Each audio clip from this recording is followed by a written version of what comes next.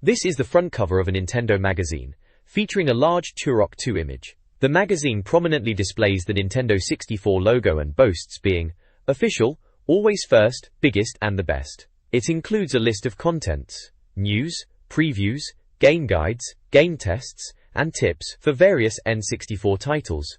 The price is £2.95. Specific games mentioned include Micro Machines, Banjo-Kazooie, Perfect Dark, and F1 World GP, suggesting a mix of genres. The cover highlights Turok 2 as the main feature.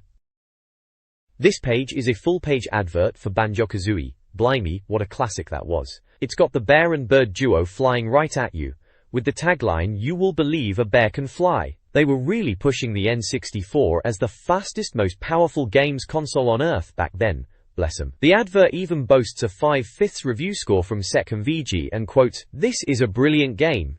Yeah, we knew that already, didn't we? Everyone was buzzing about Banjo-Kazooie at the time. Proper platforming goodness from Rare. Good times. This is the introductory page of a UK Nintendo magazine from October 1998, issue 73. They claim to be the biggest selling Nintendo magazine and make 6 promises to readers. These include early previews of N64 games, real screenshots, easy-to-use content, trustworthy writers, and that it's the only magazine worth buying. A photo of the editorial team, Team Nintendo, is featured, along with a preview of the cover. The cover showcases Turok 2, known for its graphic violence, Micro Machines, and WWF Warzone. The page aims to convince readers to purchase the magazine monthly. The cover of this Nintendo magazine prominently features Turok 2, emphasizing its violent nature, a bold move for a Nintendo publication at the time. The magazine promises comprehensive coverage of the game, including all monsters, levels, weapons, and gameplay details, along with a promotional first-in-the-world-to-play claim. The side of the cover showcases game news, highlighting anticipated N64 titles like WCW/NWO Revenge, Body Harvest, Quake 2, Perfect Dark, Jet Force Gemini, Ocarina of Time, and others. These games represent a strong lineup of major releases for the console. The cover also includes standard magazine filler, such as a Club Mario section and page references for various topics. Overall, the cover aims to grab the reader's attention by showcasing a mix of exciting games and standard magazine features. This gaming magazine page from the era features a mix of game reviews, guides, and giveaways. Mortal Kombat 4 is prominently reviewed, with a humorous acknowledgement of its graphical limitations on the N64. Other reviewed games include 1080 Degrees Snowboarding, Biofreaks, and F1 World Grand Prix. Game guides cover titles like Banjo-Kazooie, MK4, and ISS 98, with a free guide for WWF Warzone, complete with Stone Cold Steve Austin imagery, reflecting the popularity of wrestling at the time. The Blagfest section highlights prizes, including copies of WWF Warzone, N64 controllers, and Simpsons comics. The page also touts Micro Machines, 64 Turbo, as a standout racer. Overall, it's a classic gaming magazine layout, with reviews, guides, and promotional content designed to engage readers. This page is all about Turok 2, Seeds of Evil, and blimey, it looks intense. Big splash page advert, right in your face, with the tagline "Big Game, First Ever Play" and all that jazz. They're really hyping it up as the must-have shooter. The picture is pretty full-on. Turok's there yelling, massive gun in hand, surrounded by these proper nasty-looking raptors. Definitely looks like they've cranked up the gore factor compared to the first one.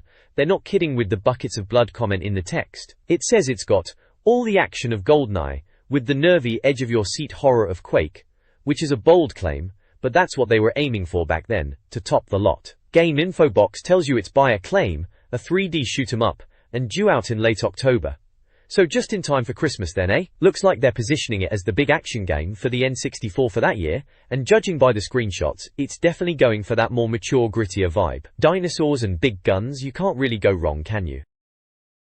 This page continues the Turok 2, Seeds of Evil hype, screaming, bigger and better. Right, well, they reckon if you thought the first Turok was good, you ain't seen nothing yet. Bold words, but that's what they were saying back then, wasn't it? Warrington, they're banging on about 6 levels in new locations and even more terrifying enemies, which, fair enough, the screenshots do look a bit more intense. They mention the multiplayer mode, saying 4 players can blast each other's daylights out. Multiplayer Turok. Sounds like a proper laugh on the N64. E.T. There are a couple of screenshots underneath. One is of the Dinosaur beasties, looking bigger and scarier, and the other one shows Mr. Magnum dishing out lead-based dino justice. And yes, apparently there's more blood than ever. Seems like they really leaned into the gore this time around. Right at the bottom, it says, you could play Turok 2 a month before it's out in our top compo. So they were letting readers get their hands on it early in some kind of competition, which was always a big deal back then. Gotta get those eager punters hooked early doors, didn't they? Turok 2 sees Joshua Fireseed accidentally unleash the Primogen, a powerful monster, after a Chronoceptor mishap. The game tasks Turok with defending energy poles and stopping the Primogen's escape. This preview features 3 levels, more than other publications have seen, and hints at an October release. The intro sequence features a Kaidon, a mystical female warrior providing clues. Screenshots depict portal entrances, teleportation, and a sci-fi setting, hinting at danger in the port of Adia. The article suggests Turok faces another mission, promising a dinosaur-themed, shoot-'em-up winner. This preview focuses on the first level of Turok 2, Seeds of Evil, the Port of Adia. The level is broken into 3 stages. Stage 1 is a high-octane introduction with explosions and the need to activate a distress beacon. Players can create paths by blowing up barrels. Fireborne enemies are introduced, requiring more than arrows to defeat. Stage 2 takes the action inside the town, involving finding gardens and energy poles, while avoiding more fireborne and a creepy cage room. A secret tunnel holds the first gun. Stage 3 features a secret garden with baby raptoids and more fireborne encounters. Saving children or ankle biters, scattered throughout the level, is a side objective for a secret level. The preview suggests a significant step up from the first game, with plenty of action and exploration. Turok 2, Seeds of Evil retains the original's controls, with an added GoldenEye option. The N64 layout uses the 3D stick for aiming, Z for firing, C buttons for movement, and A/B for weapon selection. Unlike the first game, Turok 2 features secret areas accessed via switches and introduces save points, a welcome improvement. Tourist. The game promises tougher, more intelligent enemies.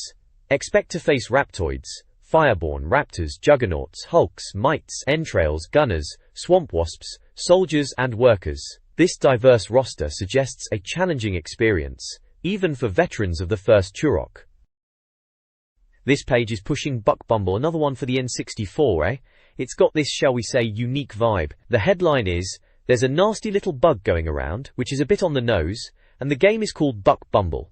Clever, right? Visually, it's all about a massive magnifying glass, focusing on a robotic bee. This bee fella is not just buzzing around, mind you, he's packing some serious heat with a gun attached to his head. Pesticidal maniac is the tagline, so you get the idea. It's about killing bugs, but you are a bug doing the killing. It's coming soon for the N64 apparently, and directs you to the Ubisoft website if you're somehow desperate for more info. Looks like they are really trying to get a buzz going for this one. Genton. Eugre.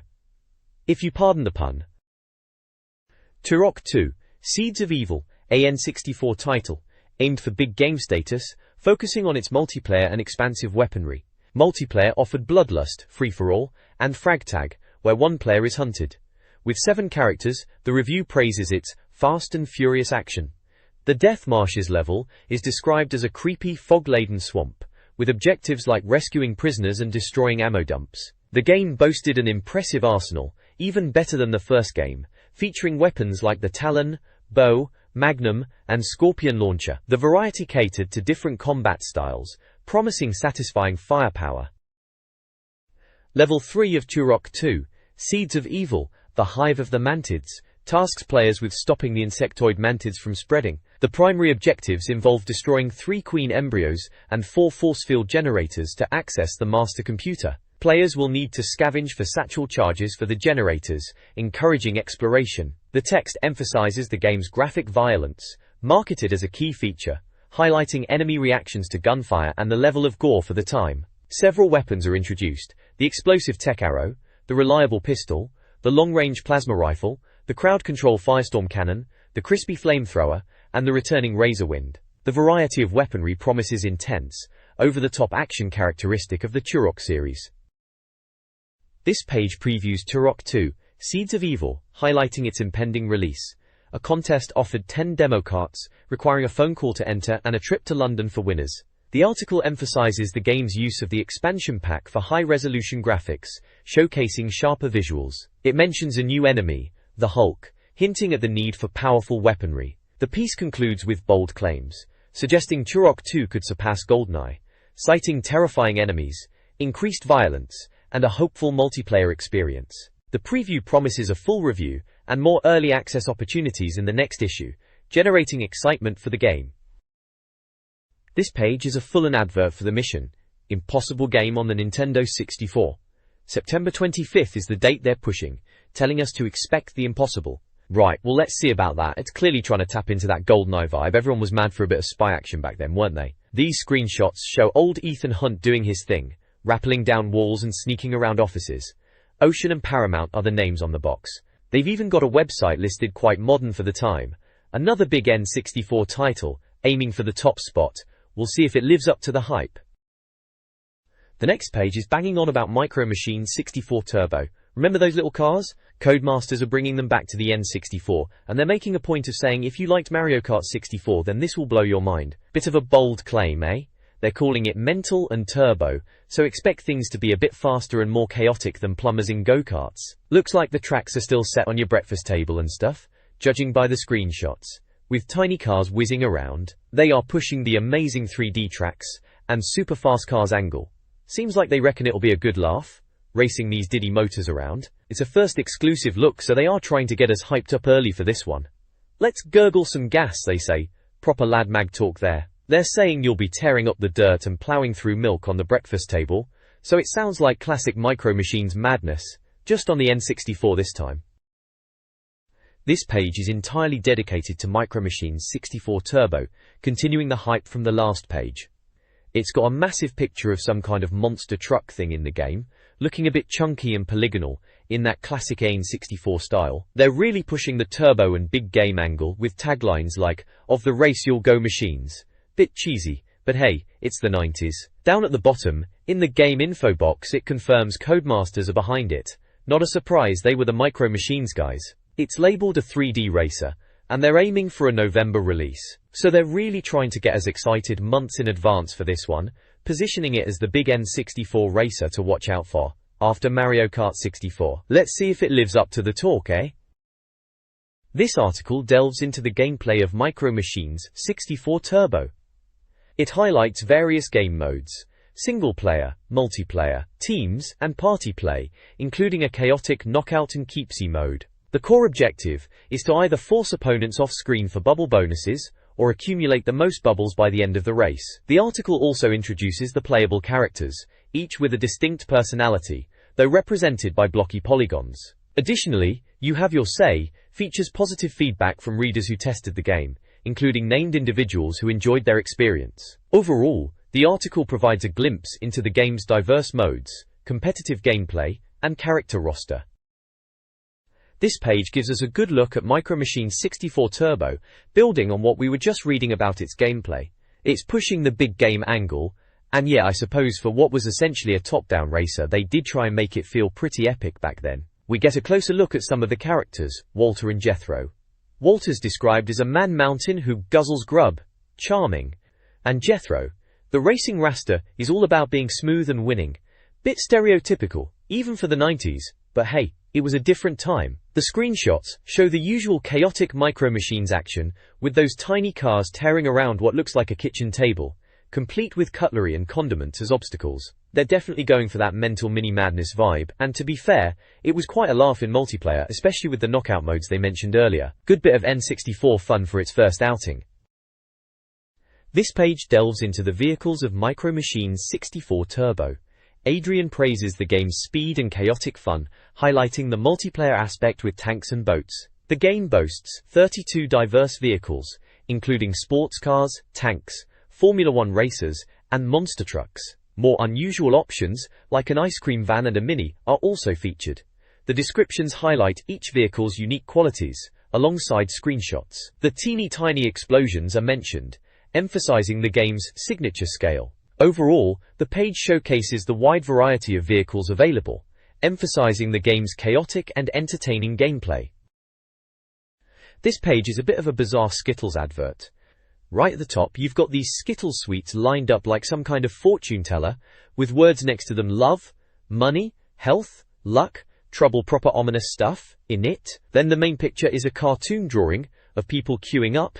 Seems like they are waiting to see some sort of fortune teller, proper quirky style. One bloke's dressed like a Viking with horns and all, looking like he's about to dish out some rainbow-flavored prophecies. There's another character with a "I less than 3 Great Danes" t-shirt holding a load of Skittles, proper random. Taste the rainbow is written all swirly down the side, and at the bottom it says, "The Skittles have spoken." It's all a bit out there, typical of the late 90s adverts, trying to be all wacky and get your attention. Definitely a bit different from your usual game ad, but hey, it's Skittles doing their thing, trying to link sweets to mystical pronouncements. Very strange indeed.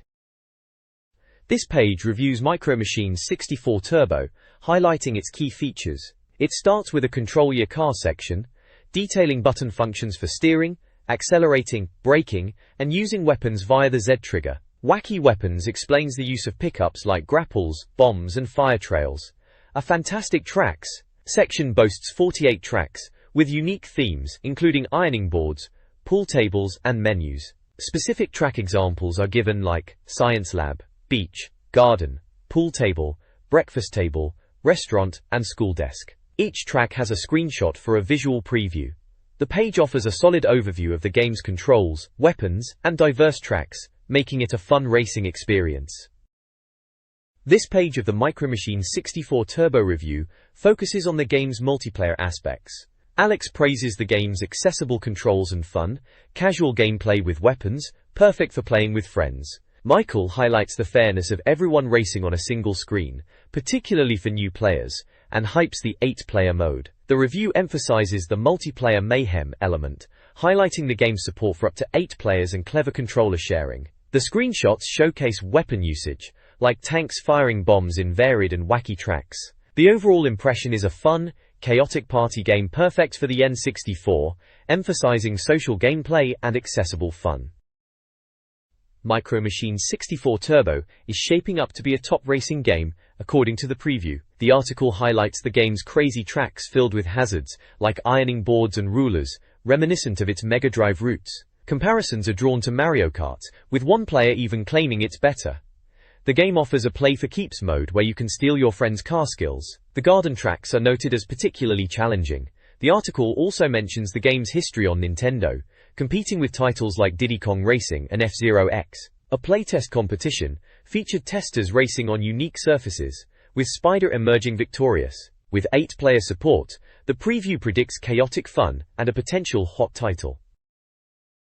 This page showcases the action replay for the N64, touting it as cheatware in massive pink letters. Bit on the nose, isn't it? It's all about being sneaky and using cheats to get ahead in games. They're really pushing the idea of preloaded cheats, and even creating your own codes of destruction sounds a bit dramatic for entering a cheat code. The advert shows the action replay box itself. Nothing too exciting there. Apparently you could pick these up at all the usual high street suspects back then: Game, Electronics Boutique, HMV, WeSmith, and even All Good Independents. They even had mail order if you couldn't be bothered to leave the house. Imagine that. Website address is there too for the cutting-edge gamers. It's basically selling the idea of cheating as a legitimate way to play, which some people were definitely into back in the day. Remember plugging these things into the back of your console, hoping it wouldn't fry anything? Good times, or maybe not so good if you were playing against someone with one of these.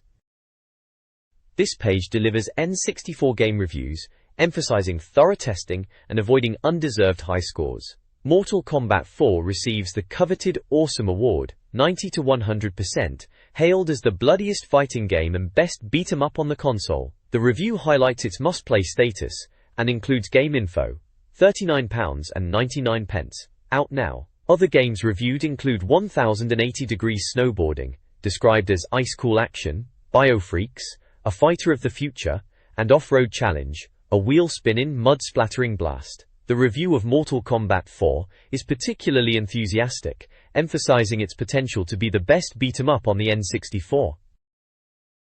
This page carries on with the Mortal Kombat 4 review. It's still going on about how bloody and violent it is, calling it the bloodthirstiest fighting game. Bit much even for MK, but they were really pushing that angle back then, weren't they? Apparently the story is something about Raiden battering Shinnok into the Netherrealm, but somehow Shinnok's escaped, so, standard Mortal Kombat stuff. They've got screenshots showing off the in-game action, loads of claret flying about, and someone getting finished. It's all very, look how much blood, which, to be fair, was a big selling point back then, especially on the N64, which wasn't exactly known for its mature titles. They're clearly still proper chuffed with MK4, and reckon it's the best beat-em-up on the console, which is saying something, I suppose. They even mention a smart intro by Raiden, and to let the fabulous MK4 fight fest begin. A bit over the top, but that was magazines for you back then, wasn't it? Mortal Kombat 4 offers 4 main fighting modes: arcade, ladder, team, tag battles, endurance, beat as many opponents as possible with 1 life bar, and tournament, versus mode for up to 8 players. The review emphasizes the game's graphic violence, highlighting arena effects, and brutal fatalities. Controls utilize the 3D stick, or D-pad, with A/B for punches, and L/R for sidestepping. The review spotlights 5 characters: Sonya, Windblade, Body Split Fatality, Liu Kang, Dragon Sword, Fireball, Scorpion, Fiery Breath, Spear, Reiko, Brutal and Mysterious, and Kai, Fast and Furious, Falling Fire Fatality. The review concludes that Mortal Kombat 4 delivers the expected gore and fatalities for fans of the series.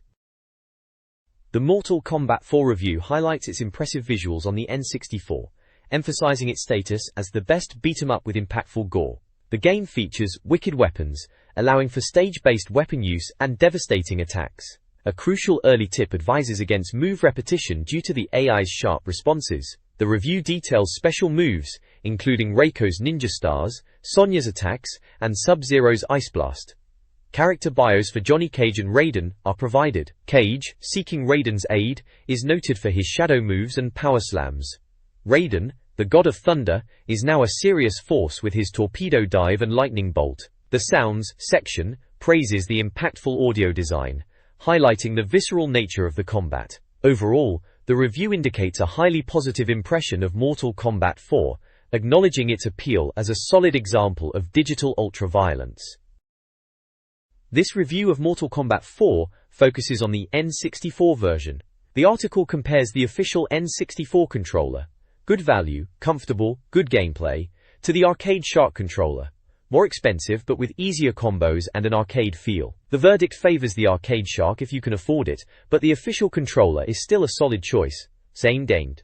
The review criticizes previous MK games on the N64. It then dives into fatalities, emphasizing the gory action. The single-player mode is highly praised, while multiplayer is humorously described as leading to arguments with friends. Overall, the game receives a glowing 90% score, highlighting its accessibility and depth, and the reviewer's enjoyment of the single-player and gore. This page is a full-page advert, and it's all about WCW/NWO Revenge for the N64. Right then, another wrestling game on the N64. Who would have guessed? It boasts it's from the makers of WCW vs NWO World Tour, which was alright I suppose if you were into that polygonal wrestling style at the time. Except no imitations, the advert shouts, as if there were loads of wrestling games trying to rip off WCW on the N64 back then. A bit dramatic if you ask me. We've got Goldberg on one side looking all serious, and Hollywood Hogan on the other, with his bandana. Classic stuff. It's telling us it's coming November, so right in time for Christmas then, another one for the pile. Where the big boys play, yeah alright we get it, wrestling, big lads. And there's a website address there, which is pretty standard for adverts, back in the day, when the internet was still a bit of a novelty for games. Not a lot to write home about, it's just your typical game advert trying to get you hyped for the latest wrestling title. This page is for Gek64, Enter the Gecko, and it's going for that whole cool, late 90s vibe. The tagline's a bit of a weird one. Has anyone seen Fox Mulder's sister? Obviously playing on the X-Files craze back then, trying to be all mysterious and that. It's episode LXIV, which is just a bit daft for a game advert really. Trying too hard maybe. The main image is Gex himself, that gecko character, standing in what looks like a jungle or forest, all bathed in this green light. He's giving it the old hands-on-hips pose. Down below they're highlighting key features. Free-roaming 360-degree gameplay, which was a big deal at the time. Everything was going 3D, wasn't it? Another point mentions hilarious one-liners delivered by comedian Leslie Phillips. Leslie Phillips, eh? Bit of a random choice, but okay. I guess they were aiming for humor. And lastly, roundhouse tail attack and flying karate kicks, because what else do you need from a gecko in a video game? So, yeah, Gex 64. It was alright platformer, wasn't it? Bit different, you were jumping into TV sets and going through different worlds, I vaguely remember that. Coming after all those wrestling games and platformers, it was trying to be a bit edgy and funny, I suppose. Definitely one of those mascot platformers that were all the rage then. N64 was full of them, good times, even if some of them were a bit hit and miss.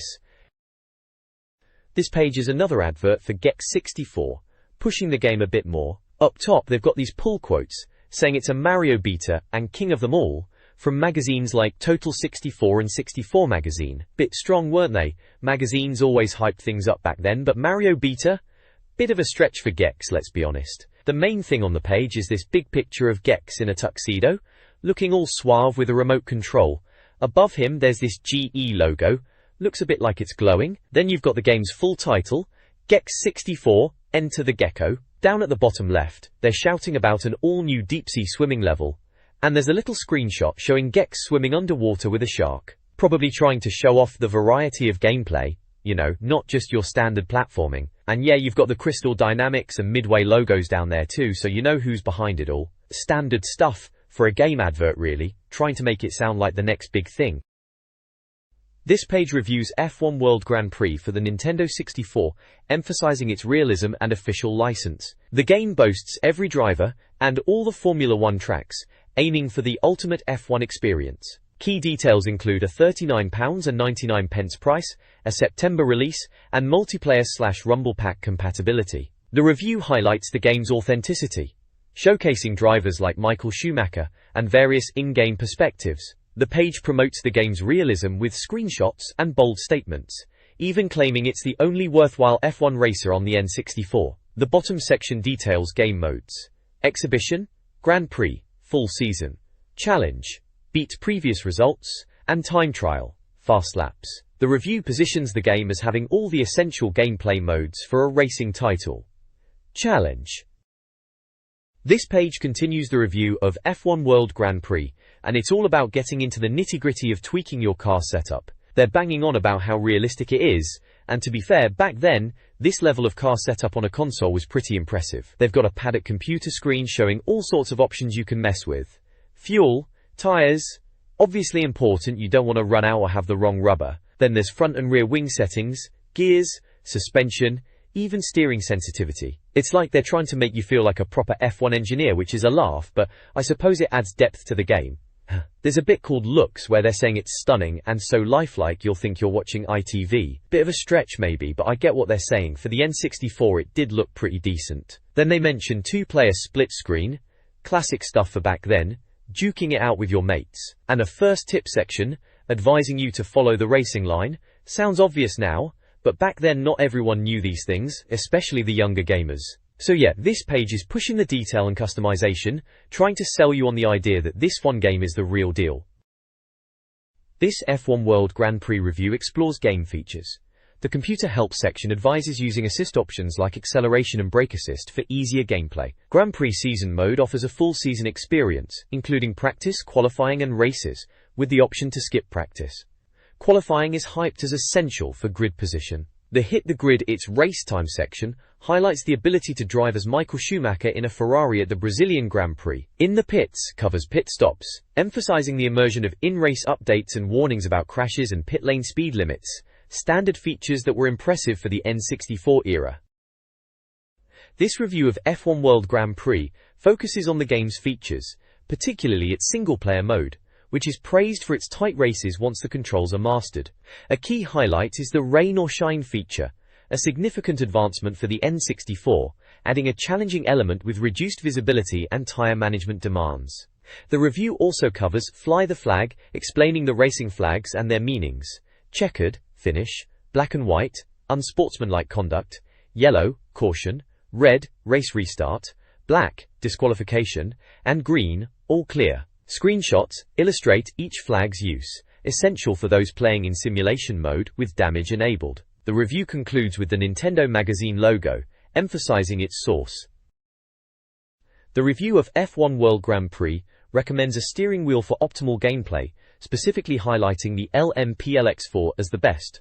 Other wheels like the Top Gear, Spectra, version 3 Interact, and ASC2 are mentioned, with varying pros and cons. The game features multiple camera angles, including onboard, driver, nose, close follow, and bird's eye views. A 97 events mode allows players to replay races from the 1997 season and potentially alter outcomes. Multiplayer is limited to split screen for 2 players, deemed less desirable than a 4-player option. The game receives an 81% score, praised for its enjoyable gameplay once mastered, but noted as potentially frustrating without driving aids.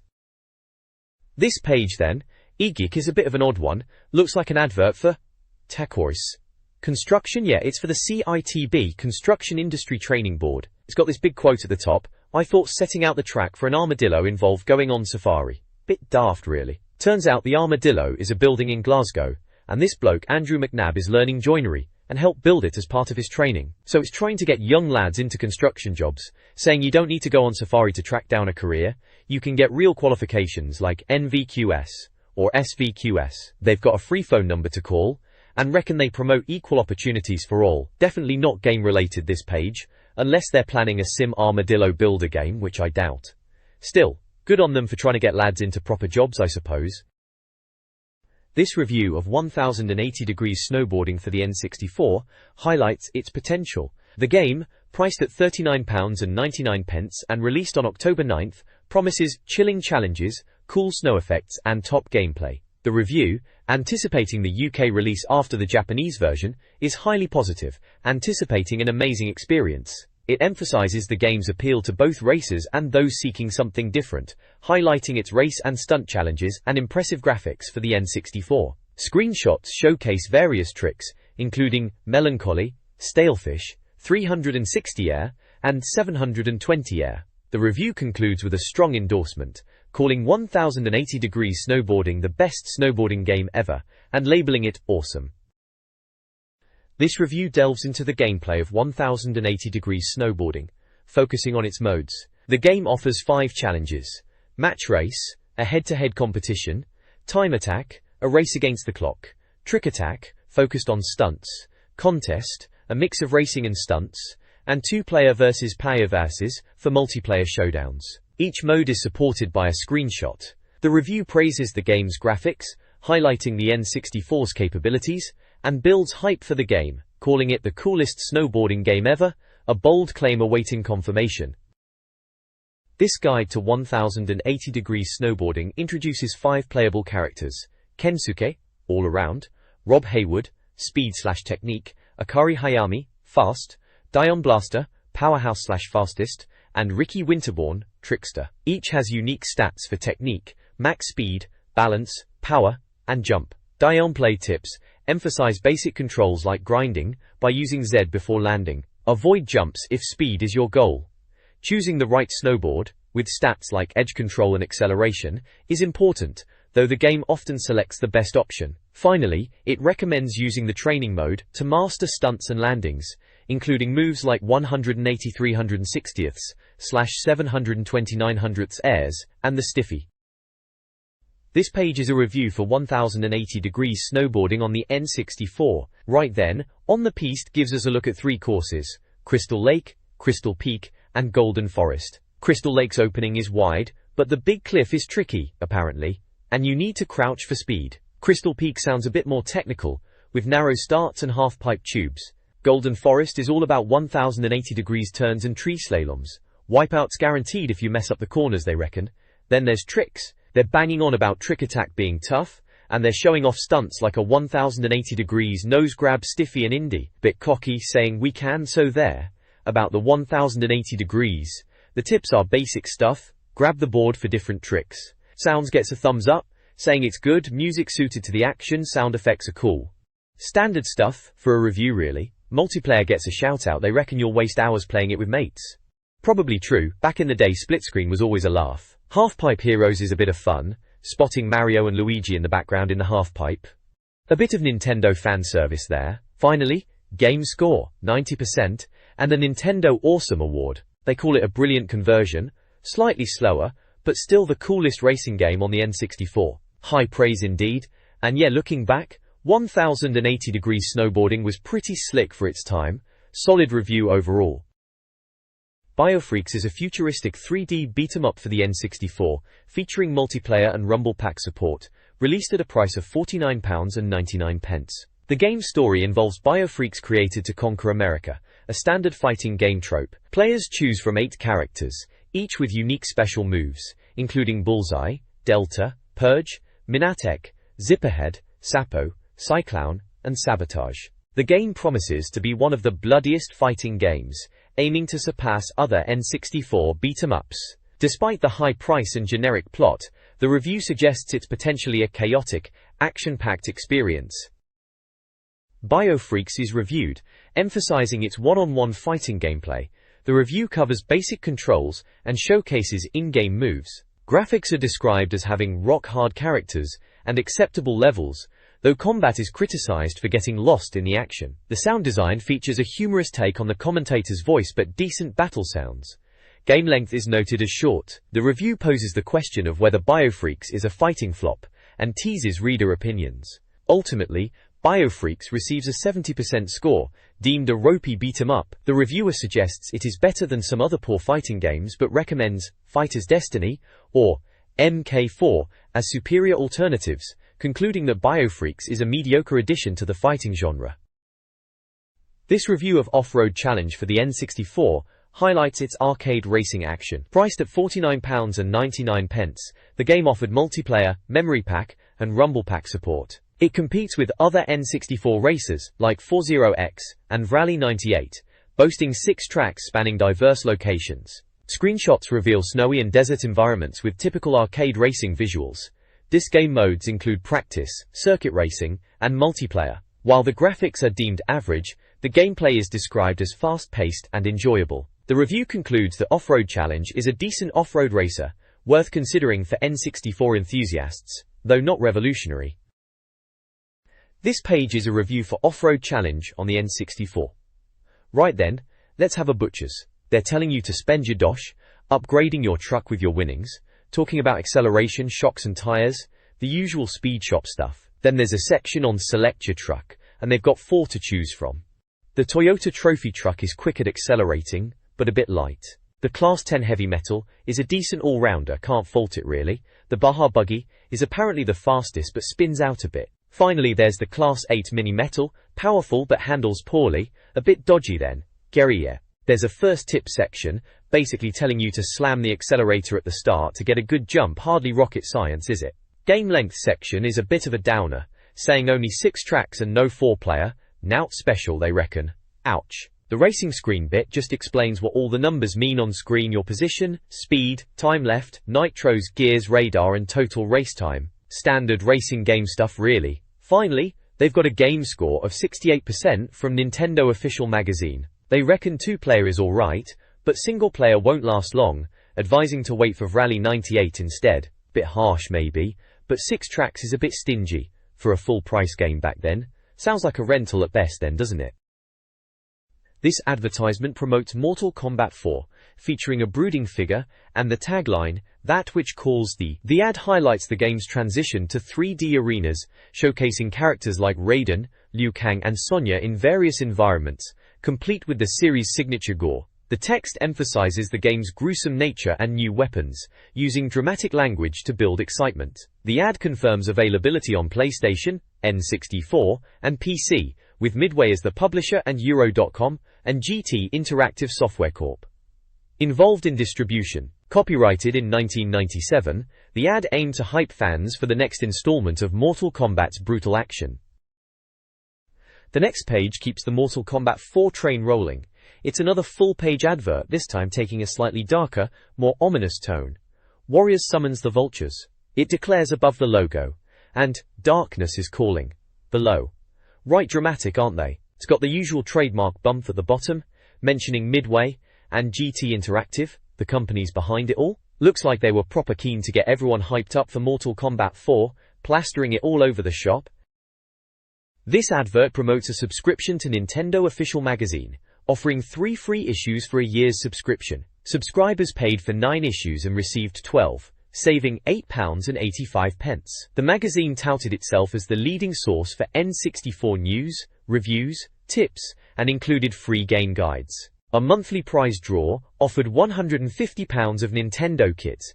The ad showcased classic N64 controllers and gear. Subscription prices varied, with UK subscriptions costing £26.50 for 12 months. Payment options included cheque, postal order, and debit/credit cards. The ad also included an offer code, F1s, for the prize draw, with a closing date of October 23, 1998, indicating the late 1990s era. The Total Test section of the magazine serves as its review and guide. It promises expert testing of all Nintendo games, featuring Yoshi as its mascot. The section covers a wide range of topics, including new hardware, accessories, and a dedicated Game Boy section due to its continued popularity. Standard magazine features like Magic Moments and Most Wanted are present. Unique elements include a Nintendo numbers directory and a rental chart, reflecting the era's gaming landscape. The magazine details its scoring system, with scores from 0 to 100, and awards an Awesome Award to games scoring over 90%. The reviews also acknowledge that older game scores can be adjusted to reflect new standards. This issue teases the release of ISS 98 and features reviews of F1 Grand Prix and a Quick Flick news section, making it a comprehensive resource for N64 enthusiasts. This magazine's Total Test reviews feature a mixed bag of games. Aero Fighter's Assault receives a low 54% due to dull gameplay. The Most Wanted section highlights upcoming titles like Turok 2 and F-Zero X. Aero Gauge, a hovercar racer, scores a low 51%, with criticism leveled at its limited tracks.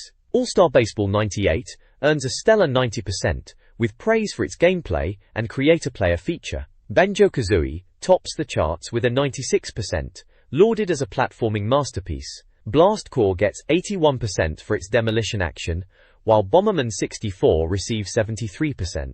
Buster Move 2 earns 84% for its addictive puzzle gameplay, and Chameleon Twist scores 68%, criticized for its single-player experience. Overall, Banjo and Baseball are the clear winners, while Aero Gauge and Aero Fighters are the losers. This text reviews various N64 Rumble Packs, including options from Joytech, Jolt Pack, Nintendo, Classic Rumble Pack, Performance, Tremor Packs, and Datal, Shockwave. The Jolt Pack Blaze combines Rumble and Memory. Game reviews include Diddy Kong Racing, 94%, awesome. Cruisin' World, 83%, awesome. Doom 64, 85%, awesome. Dark Rift, 73%. Clay Fighter 63 1/3, 25%. And Duke Nukem 64, 91%, awesome. Diddy Kong Racing and Duke Nukem 64 are highly praised, while Clay Fighter 63 1/3 receives harsh criticism. The reviews highlight each game's strengths and weaknesses, including gameplay mechanics, graphics, and multiplayer experiences, and offers a check this out highlight for each game. This page reviews N64 racing game accessories, specifically steering wheels, ranging from £30 to £70. The Lex 4 offers rumble feedback, while the Top Gear wheel boasts a premium design. The Performer is affordable, but has poor buttons, and the Vortex wheel offers 360-degree spinning. Game reviews include Dual Heroes, 52%, which is panned. Extreme G, 84%, is praised for its futuristic racing and graphics.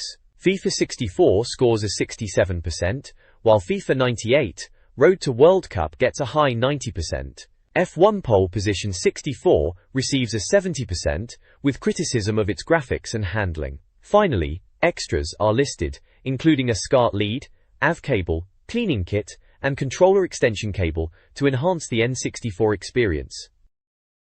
This Total Test feature reviews several Nintendo 64 games, likely after updates or price changes. Fighter's Destiny, a beat-em-up with unique point systems, earns a 90%. Hexen 64, a Doom-style dungeon crawler, receives a harsh 50% due to poor graphics and boring gameplay. Forsaken, a futuristic shooter with flying bikes, is highly praised with a 92%. Iggy's Wrecking Balls, a bizarre racer, scores an 83%. GT64 Championship, a racing game with realistic tracks, gets an 85%. GoldenEye 007, the classic Bond shooter, is lauded with a 94% and hailed as a multiplayer masterpiece. The page also includes a segment on Lylat Wars, Star Fox 64, revisiting the first boss fight. This page focuses on Game Boy games and accessories, shifting away from the N64. Game Boy Gear highlights new releases. The Games section features titles like Jelly Boy, a platformer about a jelly creature, Jungle Strike, a top-down shooter, and Mr. Nuts, a squirrel platformer. Killer Instinct Gold, a fighting game, is available, though likely downgraded from its N64 and arcade counterparts. Racing fans can try Lamborghini, while Mace, the Dark Age offers another fighting game with gory elements. Accessories discussed include the Game Boy camera and printer, along with printer paper and linking cables for multiplayer. Finally, the page includes a list of phone numbers for game companies, a throwback to the days of calling for cheat codes. This magazine review section features N64 games. International Superstar Soccer 64 and Lylat Wars, Star Fox 64, both receive a stellar 93%, praised for their arcade-style gameplay and action. International Superstar Soccer 98 also earns a 93%, considered even better than its predecessor, highlighting gameplay improvements. Madden Football 64 scores 89%, lauded for its detail and controls. Mission Impossible gets an 84%, with the Facemaker gadget being a highlight. Conversely, Mortal Kombat Mythologies Sub-Zero is slammed with a 36%, deemed dross. Finally, Mischief Makers receives an 80%, a puzzle platformer deemed oddball and divisive. This page highlights deals and reviews for Nintendo 64 games. High Street deals feature price cuts on titles like Mario Kart 64 and Diddy Kong Racing, along with a GoldenEye bundle and Virgin's own package. Nintendo UK also lowered prices on several games. Reviews include Mortal Kombat Trilogy, 56%, criticized for its 2D style, while Multi-Racing Championship, 83%, is praised for speed. Mario Kart 64 scores a strong 90%, lauded as a classic. Nagano Winter Olympics gets 80%, while NBA Courtside receives 89%. Mystical Ninja starring Goemon also earns a 90% for its variety. The reviews cover a mix of popular and lesser-known titles. This review covers N64 memory packs and game reviews. Memory packs were crucial for saving game progress, as cartridge saves were not always available. Reviewed were various memory packs from Nintendo, Spectra Video, Joytech, Datal, Blaze, and LMP, ranging in size and price. Game reviews include basketball titles, NBA Hangtime, 75%, and NBA Pro 98, 85%, with Pro 98 being a more serious simulation. NHL Breakaway 98 received an 88%, lauded for its realism despite long seasons. Olympic Hockey earned 81%, praised for its arcade action and multiplayer fun. Finally, a quirky section highlights games featuring bird characters: Kazooie, Banjo-Kazooie, Drumstick, Diddy Kong Racing, A Weetrix Duck, Pojo, Mace, The Dark Age, and Mother Penguin, Super Mario 64. This article reviews various N64 controllers, comparing them to the official Nintendo controller, considered the benchmark. Several third-party options are assessed, with some potentially excelling in specific game genres. Notable controllers include the G64 and Macapad for left-handed players and shooters, the Competition Pro, D-pad and extra buttons, the SharkPad Pro 64, 3D stick for platformers, and the Arcade Shark, praised for beat-em-ups and shooters. The SuperPad 64 is highlighted as a good option for left-handed players and fighters. The article also features a section on Banjo-Kazooie's Clanker's Cavern, providing a walkthrough. This page reviews N64 games, offering a glimpse into the era's gaming landscape. NFL Quarterback Club 98 receives a high score of 91%. Other reviewed titles include Pilotwings 64, 84%, Rampage 53%, Robotron 64, 80%, San Francisco Rush 74%, Shadows of the Empire 81%, Snowboard Kids 81%, and the highly rated Quake 92%. The reviews highlight gameplay, graphics, and overall impressions. The page also features the N64 UK charts, with International Superstar Soccer 98 at the top, followed by Banjo-Kazooie, WWF Warzone, and GoldenEye 007. The top 10 also includes games like World Cup 98, NBA Courtside, GT64, Super Mario Kart 64, Snowboard Kids and Diddy Kong Racing. A section highlights a contest for predicting the next month's chart. The reviews provide a good snapshot of N64 gaming at the time. Jags.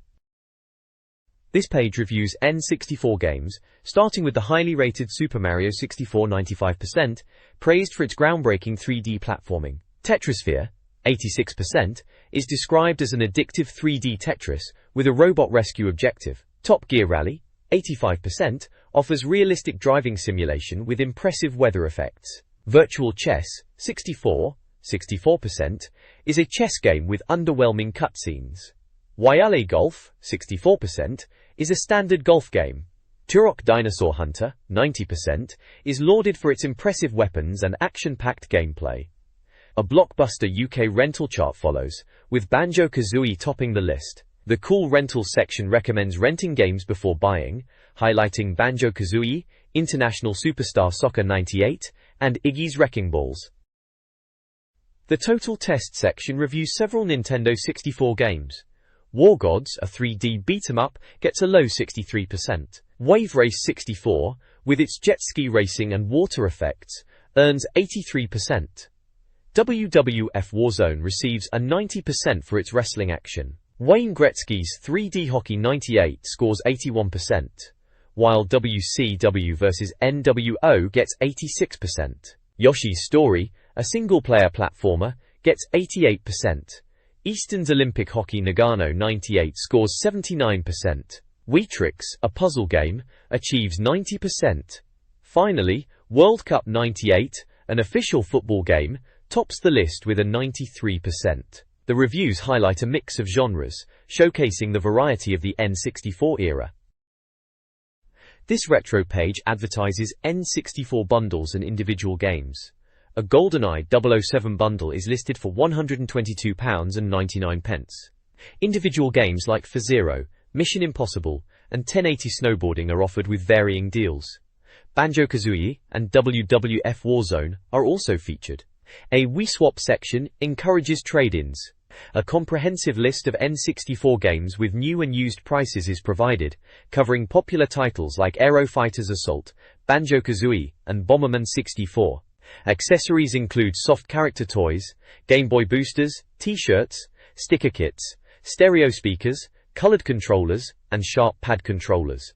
A special offer includes a free mouse mat with the purchase of specific games. The page offers a glimpse into the N64 era's gaming landscape. Excitement Direct offers a nostalgic glimpse into retro gaming. Featured are the PlayStation for £99.99, with games like Colin McRae Rally and Tomb Raider 2, and Laser Pointers for £17.99. Super NES games, N64 wheels, and essential N64 accessories like rumble packs and memory cards are also available. Game Boy gets a look in with pocket cameras, printers and consoles like the Game Boy Pocket for £40.99. The shop features a comprehensive selection of N64 games. Miscellaneous items include carry cases, guides, and even Game Boy emulators. Don't forget the wrist rests and cleaning kits. Remember, prices may vary, so call to confirm. This guide provides essential cheat codes and tips for popular N64 games. It boasts over 100 tips, covering a wide variety of titles. Games mentioned include sports titles like All-Star Baseball 99, platformers like Banjo-Kazooie, featuring new intro animations, and action games such as GoldenEye 007, Super Mario 64, and Turok. Racing and fighting games like Cruisin' World, Fighter's Destiny, and Mortal Kombat 4 are also included. The guide details tips for specific games, such as a faster swimming trick in Banjo-Kazooie and alternate costumes in Mortal Kombat 4, including a backwards-written cheat. Players are encouraged to submit their high scores and their own tips. More Mortal Kombat codes are found on page 78. This page offers cheat codes and tips for N64 games from the late 90s. GoldenEye 007 is covered extensively, including a guide to the Cradle level on 0-0 agent difficulty, time-based challenges to unlock fun cheats like paintball mode and big heads. Wrecking Balls for an unspecified game utilizes reverse text cheat codes that require a mirror to decipher. IS98 offers a guide for scoring from outside the box, complete with picture instructions. Lastly, Mission Impossible provides reverse text cheats for features like mini rockets, big head mode, and more. Typical cheat code fare for the era. This page is a cheat code treasure trove for classic N64 games. Duke Nukem 64 level select cheat allows skipping undesired sections. Extreme G unlocks all tracks and cars, including neon metal monsters. Forsaken offers invincibility. Goringtonmon provides a money exploit through room manipulation. World Cup 98 reveals goal celebration antics. Cruisin' World lets you power up your car in championship mode. All-Star Baseball 99 features big 'em up and run faster cheats. Aero Gauge allows color customization for cars, while Fighter's Destiny and Aero Fighter's Assault offer costume and plane color changes. A bonus GoldenEye section hints at potential Bond character, unlocks via time cheats. This page offers tips and cheat codes for various Nintendo 64 games. For Star Wars, Shadows of the Empire, find the Absolutely Everything code with a mirror. Bust-A-Move 2/Puzzle Bobble 64 has a code for a secret world. Weetrix offers new pieces by earning OK in game modes, excluding practice/multiplayer, and activating them with a duck icon. A water storm effect is triggered by stick wiggling and button presses. Yoshi's Story allows unlimited lives by resetting after death, with a music Easter egg in trial mode. NBA Courtside reveals secret teams in the pre-season matchup screen. This page presents N64 game tips and cheats submitted by readers. In Bust-A-Move 2, Puzzle Bobble 64, a complex button combination unlocks all characters, though beating the game is simpler. In ISS 64, fouling the goalie during goal kicks is possible due to referee flaws. GoldenEye 007 features a cheat to kill Natalia using proximity mines and an all-weapons cheat. Super Mario 64 offers an infinite lives trick by handstanding on a tree branch. Finally, GoldenEye 007 cheats can be copied between save files using a specific button combination. The page acknowledges the tip contributors with Wario's winner shoutouts. This magazine page provides gaming tips for several N64 titles. For Duke Nukem 64, players are advised to find a secret passage behind a dinosaur poster on death row. GoldenEye players can acquire the Gold Peep 7 by killing Aramov on the silo level. A walkthrough is provided for Turok, Dinosaur Hunter's ancient city level, helping players find keys. Pilotwings 64 players struggling with Velocity Square should utilize thermal currents to gain altitude. The new ways to play section suggests GoldenEye duels in License to Kill mode with specific rules and arena recommendations. A WCW wrestling tip details a fun battle royal mode. The page also includes reader interaction sections encouraging submissions and questions, creating a helpful and interactive experience for gamers. This page showcases gaming achievements, focusing on scores from N64 games. Monthly hot challenges are presented, featuring Diddy Kong Racing, Dark Moon Cavern's fastest time, Yoshi's Story, Jungle Hut, Level 1, Trial Mode, highest score with white screen, Forsaken, Nuke completion time and end stats, and GoldenEye 007, 50 kills in bunker level. The results in full section highlights top scores across various games. Shane Finley won Top Gear Rally, Jungle Track, Graham Wise dominated Mario Kart, Koopa Troopa Beach, Trevor Reese excelled at Lilat Wars, Maximum Hits, and Andrew McLean topped GoldenEye 007, Cradle level, most kills in 20 minutes.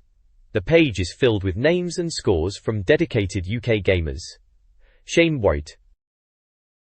This page from a gaming magazine is promoting a mega challenge centered around GoldenEye 007, with the fastest time for 30 kills on surface levels winning prizes. The competition offered Nintendo gear and a chance to participate in a deathmatch final in London, complete with a Planet Hollywood meal. The article highlights rules against cheating, specifically mentioning the use of exploits like invincibility. Instructions on how to enter, including submitting a photo of the stats screen before the November 13, 1998 deadline, are provided. Winners could also earn points to win a controller or Rumble Pack. The page also previews Christmas gaming events at shopping centers and features a photo of players engaged in the game. Overall, the page captured the competitive spirit of the era while promoting fair play.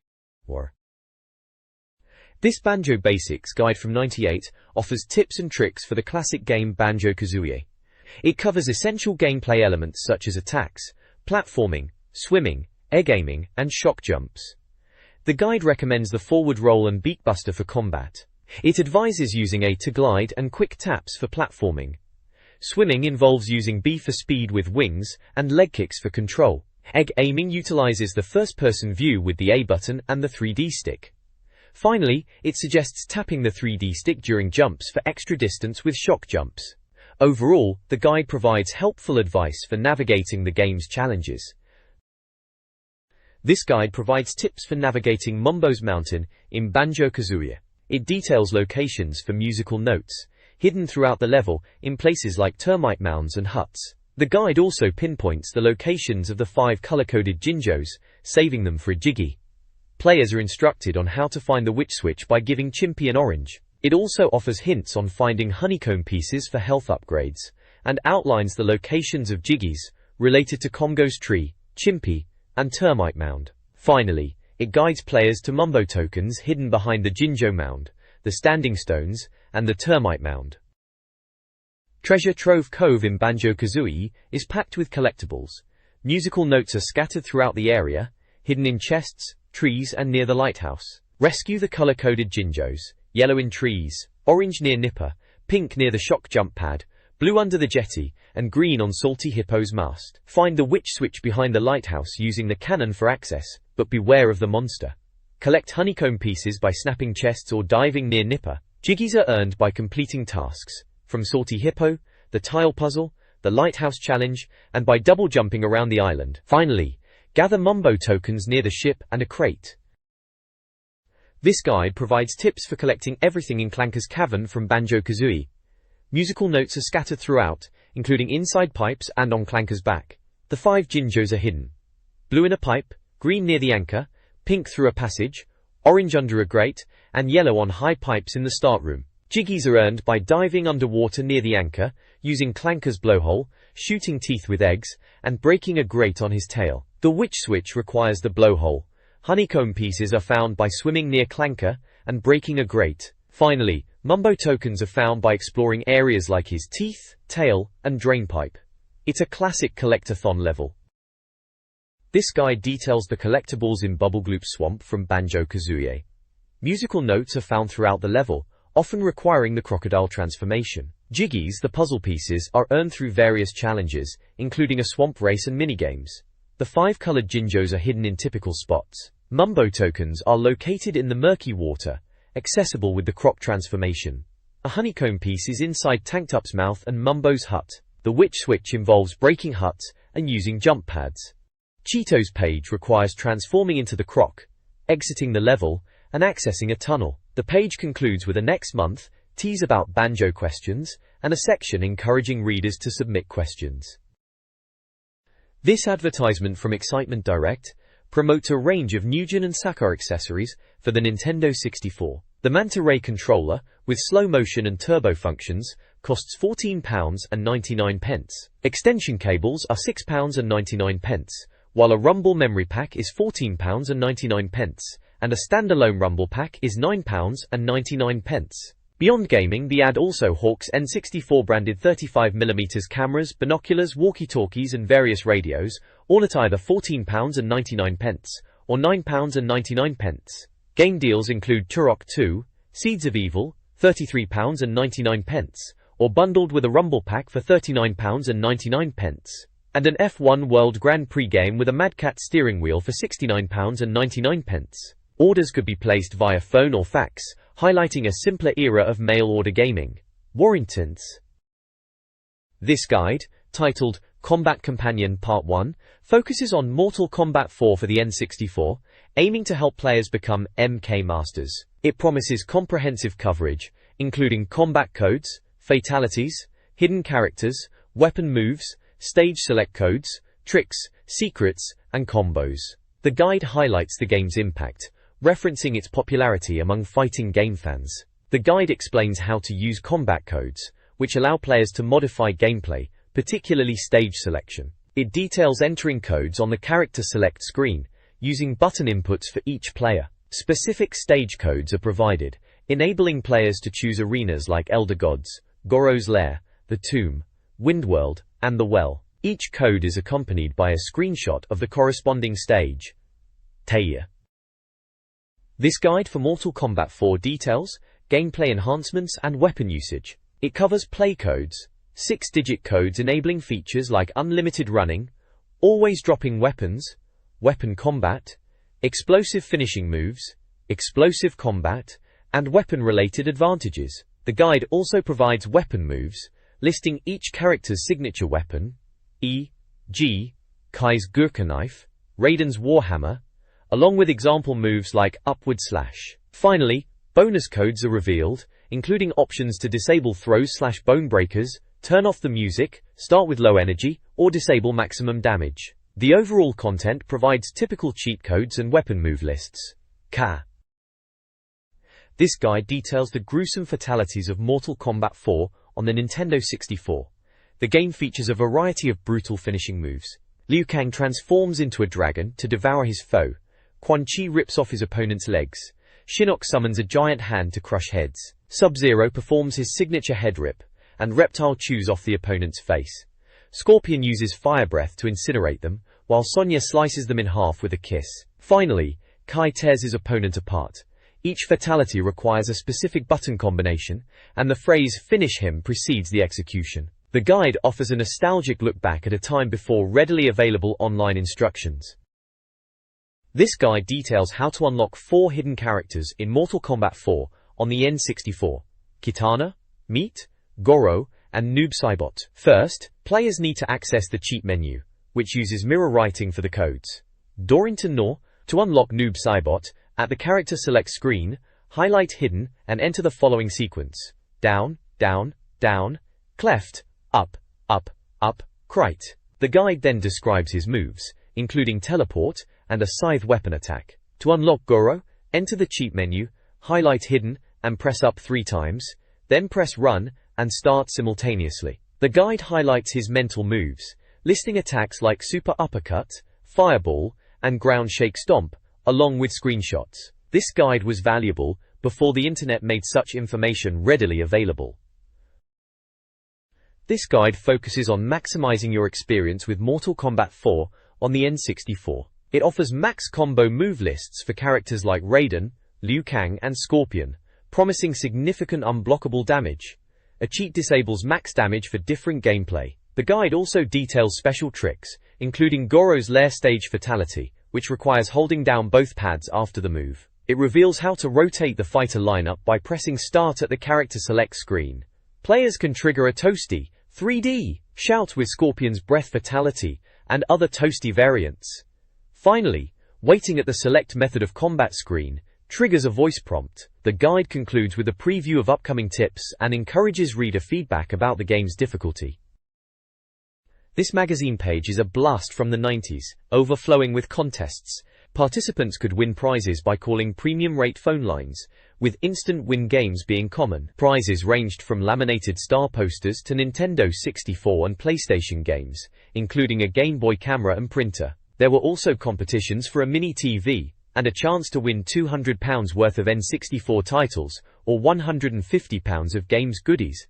Beyond gaming, a Pentium 2 computer with Windows 98 was up for grabs. Other contests offered tech bundles, with prizes like TVS, video recorders, PlayStations, N64s, and stereo systems. These contests, like Shootout, Alien Attack, Super Cop, and the Pop 50, offered a lucky dip of desirable 90s tech, before the internet took over. The next page dives into IS-98 for the N64, which was a proper footy game back in the day, not like some of the rubbish we had to put up with before that. This is a player's guide, giving you the lowdown on how to get the best out of it. It's all about strategy and tactics before you even kick off. Bore ya. First up, it talks about setting your team up right, not just button bashing. Good advice, that. It mentions changing your team members and checking player fitness. Orange and purple smileys are good, blue means they're knackered, simple as. There's a bit about formations, and how to tweak them, depending on if the other team are hard in defense or attack. Then it gets into top tactics, showing you how to get into the set tactics screen. You can choose from a bunch of options, like all attack, all defend, side break, center break, and counter attack. You could even set manual tactics if you were feeling fancy. It mentions there are 16 tactics in total, and you can have 6 active at once. Keep one button free to cancel them all, if it gets too complicated. which it probably would for some players. Good tips if you wanted to get serious about your IS-98 matches and not just hoof it upfield and hope for the best. This guide provides essential in-game skills for IS-98, covering both attack and defense. For shooting, it emphasizes aiming with the 3D stick and controlling shot power, rather than always blasting the ball. It then details the lob the keeper and dummy the defense techniques. Defensively, the guide stresses tactical setup and formation, recommending formations like 4-5-1 or 5-4-1, with defensive midfielders. It covers tackling basics using the A button and avoiding reckless challenges and blocking. It also suggests man-marking specific threats and using through passes to retain possession rather than simply clearing the ball. Overall, the advice offers solid fundamental strategies for players aiming to improve their game. This guide outlines attacking strategies for IS-98, covering various routes to goal. Up the wing emphasizes wing play, crossing from the flanks. Through the middle, focuses on midfield play, passing to forwards making runs. On the rebound, advises shooting for rebounds, either by blasting shots or hitting first-time volleys. Striking partners highlights teamwork with a supporting striker. Lastly, throw-ins suggests exploiting defensive gaps with long throws or short passes to create chances. The guide offers basic, effective strategies for scoring, reflecting the simpler gameplay of the era. This page focuses on scoring from set pieces in IS-98, covering corners and free kicks. For corners, two methods are presented: a standard short pass to a striker for a shot, and a lobbed corner to a smaller player. Free kicks also offer two options: a finesse shot using the pass button, or a powerful shot aimed at the far post with adjusted height and power. The page playfully encourages readers to share their own winning tactics, hinting at hidden strategies. Overall, it provides useful insights into set-piece execution, inviting experimentation to improve scoring opportunities. This page of Club Mario, right? This is where you'd find all the reader letters and that. Always a good bit to flick through. Sean and Tim are running the show, as usual. Loads of chatter about Zelda 64. Everyone was properly hyped for that back then, weren't they? Someone reckons it'll be bigger than Final Fantasy V2. Bit of a bold claim. There's also talk about GoldenEye being a bit tough on the hardest setting. 19 levels apparently. Blimey. Someone else is banging on about Banjo-Kazooie. Seems they really loved wiping their game cart, losing all their progress. Gamers, eh? There's a moan about game prices too. Always the same thing. Then there's a Who's the Hero quiz. First clue is, I'm part of a Nintendo double act. Classic. Gets you thinking, doesn't it? And a brain strain quiz. Bit of light quizzing. Questions like naming Hudson's tennis game, and who pilots which vehicle in F-Zero X. Bit of random Nintendo trivia. Keeps you on your toes. Lastly, there's a bit about World of Nintendo, mentioning how international the magazine is, with a story about Peach Air at Alicante Airport, and a picture of Extreme G, which was a decent racer, if a bit mental. Good memories, reading all this old stuff. This month's page highlights reader content. Matthew Tassel tops the reader chart with his favorite N64 games, including World Cup 98 and GoldenEye. Name That Game presents cryptic clues to identify N64 titles. Chris Fairholm reviews San Francisco Rush, praising its shortcuts but criticizing the limited tracks, awarding it an 86%. Jenny Stanley submits a wacky Game Boy camera picture for the Snappy Moment contest. Reader letters spark debate. Tim and Michael discuss memory pack sizes in reviews. The Mortal Kombat 4 vs. Fighters Destiny argument continues, with opinions on Mortal Kombat mythologies. Predictions about the 64DD and its impact on the console wars are also discussed. Kevin critiques Mission Impossible, and the Who's the Hero quiz continues with a tricky clue. This article features Chris Dowie of Fleet, Hampshire, showcasing his Nintendo setup after winning a contest. He's a fan of football, particularly Michael Owen and David Beckham, and enjoys Spice Girls music. His Nintendo 64 collection includes GoldenEye, Shadows of the Empire, Turok, and Super Mario 64, which he plays with family. Outside of gaming, Chris has a pet rat snake named Flag, enjoys rollerblading, and is into Stephen King, Goosebumps, Aliens, Star Wars, Godzilla, and Independence Day. He received a Bonza Booty prize including an official controller, memory pack, rumble pack, Mario Kart 64, and Banjo-Kazooie. The magazine encourages other readers to submit their own setups. This page features letters and art centered around Nintendo 64 and its games. Adam from Manchester wins Ultimate Warrior with a Banjo-Kazooie prize. Reader art showcases various games, including Banjo-Kazooie, Mario, F-Zero X, and Zelda. Who's the Hero discusses summer platformers, with Mission Impossible on 64, deemed decent but inferior to GoldenEye. Reader suggestions include a violent 3D Mario game called Mario's Revenge. Letters highlight GoldenEye's brilliance, confirm Rare isn't doing another Bond game, and mention 1080 Snowboarding's Australian release. There's debate over Clay Fighters 63 1/3. One reader praises the N64's impact. Mario's hit list poses questions for the next issue. This page reminisces about Club Mario's roadshow in Morecambe, featuring Zoe Ball and showcasing F-Zero X. Hammer Time is still smashing consoles, with one reader wanting their console crushed by Mario. Discussions about UEFA Football's delay and Banjo-Kazooie's release date, summer '99 with potentially linked content, follow. Console rivalry arises with Graystation graphics being compared to F-Zero X. South Park 64's potential toned-down version and its rumored Turok 2 engine gameplay are debated. Readers discuss game scoring percentages, and a plea for a modern Gran character replaces old Granny is made. Room theming for a prize is questioned. The page concludes with a "Who's the Hero?" riddle about a Rare character.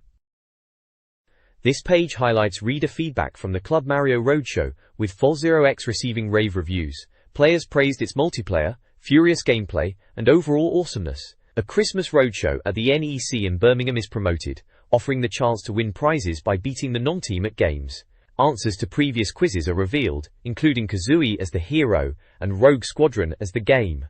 Random words are also provided. Reader comments include discussions about Nintendo's focus on Europe, earlier game releases, and upcoming titles. One reader anticipates Rally on the N64 and reminds readers of the upcoming F1 Grand Prix. The page concludes with magazine credits, legal information, and a thank you list. This magazine page is packed with contests offering various prizes. Club Mario features a giveaway of 30 GameStar N64 controllers, asking about the color of jigsaw pieces in Banjo-Kazooie. Mario Madness offers toys, including a Super Mario game and a Tamagotchi, with a question about Goemon's N64 game. Blagfest promises fantastic prizes for comic fans, with a bundle for those who enjoy The Simpsons, Godzilla, or Batman, and a question about The Simpsons Baby Girl. Finally, WrestleMania offers 5 copies of WWF Warzone, with a quiz about an Acclaim Racing sequel. To enter, remember to use the compo name and post your entry. This magazine's Write to Us page encourages reader participation through several sections. Club Mario welcomes general feedback on the magazine and Nintendo. U-Review offers a chance to review an N64 game and win a prize. My Game invites readers to submit their Nintendo game ideas, also with a prize incentive. Finally, My Charts asks for your top 5 favorite Nintendo games. These sections provide structure and opportunities to win N64 games, typical of reader engagement strategies. A privacy option is included for data management. Taizé. This page is the Write to Us page for Club Mario. It's actually a cutout form to send your letters in. How clever. You can tick what section you're writing in for. Club Mario if you just want to say general stuff, U-Review if you want to review an N64 game, My Charts for your top 5 games, and My Game for your amazing game ideas. They've put little fold and stick instructions, very Blue Peter, telling you to cut along the dotted lines, fold it in a specific order, and then stick it down. It even tells you where to put your stamp. And get this, in big bold letters it says, "Don't put anything in this envelope." Well, duh. The envelope is the thing you're sending. Bit obvious, really. Anyway, it's all addressed to Club Mario Nintendo Official Magazine at some place in London. Remember sending these in? Simpler times. This double-page advertisement from the 90s showcases gaming deals and cheat codes. WK Entertainment Direct promotes its mail-order service with massive console specials, featuring PlayStation and Nintendo 64 games. The PlayStation section highlights new titles like Tekken 3 and Resident Evil 2, alongside used games. The Nintendo 64 section offers used games like Yoshi's Story. The opposing page provides cheat codes categorized by game type, racing, shoot-'em-up, etc., for popular N64 titles like Mario Kart 64 and GoldenEye. An audio cheat service was available for a fee. The ad also includes multiple win competitions with various prizes, including games, accessories, and even a Nintendo 64. The overall impression is a vibrant, nostalgia-inducing advertisement characteristic of the era. This Nintendo news page focuses on the N64 and Game Boy. The N64 section highlights upcoming titles with Buck Bumble as the main feature. Other N64 games mentioned include Battle Tanks, Body Harvest, Fighting Force 64, Jet Force Gemini, Zelda, Ocarina of Time, and Perfect Dark, representing a variety of genres. A brief Game Boy section lists games such as Defender, Mortal Kombat 4, Tetris and Zelda, Link's Awakening. The main article reviews Buck Bumble, a 3D shooter where players control a cyborg bee fighting robotic insects in the English countryside. The game features a targeting system similar to Lilac Wars. Screenshots showcase gameplay, including the bee collecting pollen for energy. Buck Bumble, developed by Ubisoft, was set for an October release, presenting a quirky, potentially fun experience for N64 players.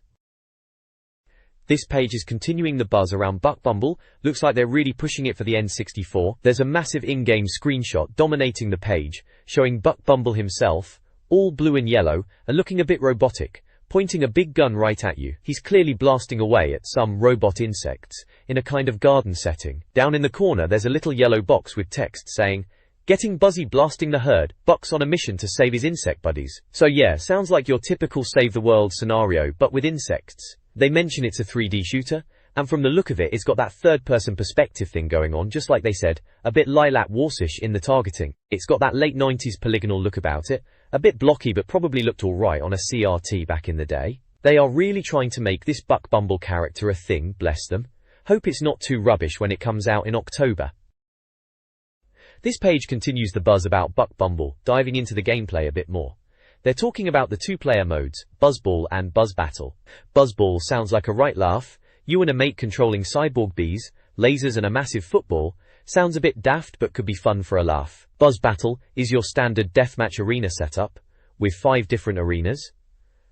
Then there's a section on Marvelous Missions, which is the single-player side of things. Apparently Buck's quest is split into loads of levels with smaller missions. They highlight a few mission types like Hunter-Killer, which is basically clearing areas of enemies, Search and Destroy, where you're blowing up radar bases and gatehouses, and then Protect Your Base and Move mission, which sound like your typical defend the base and bomb-carrying scenarios. They mention hive gates and green teleporters to get around levels, and glowing icons for points. Seems like they're trying to pack a fair bit into this Buck Bumble game. Looking at the screenshots, it's all very colourful and busy, typical N64 visuals.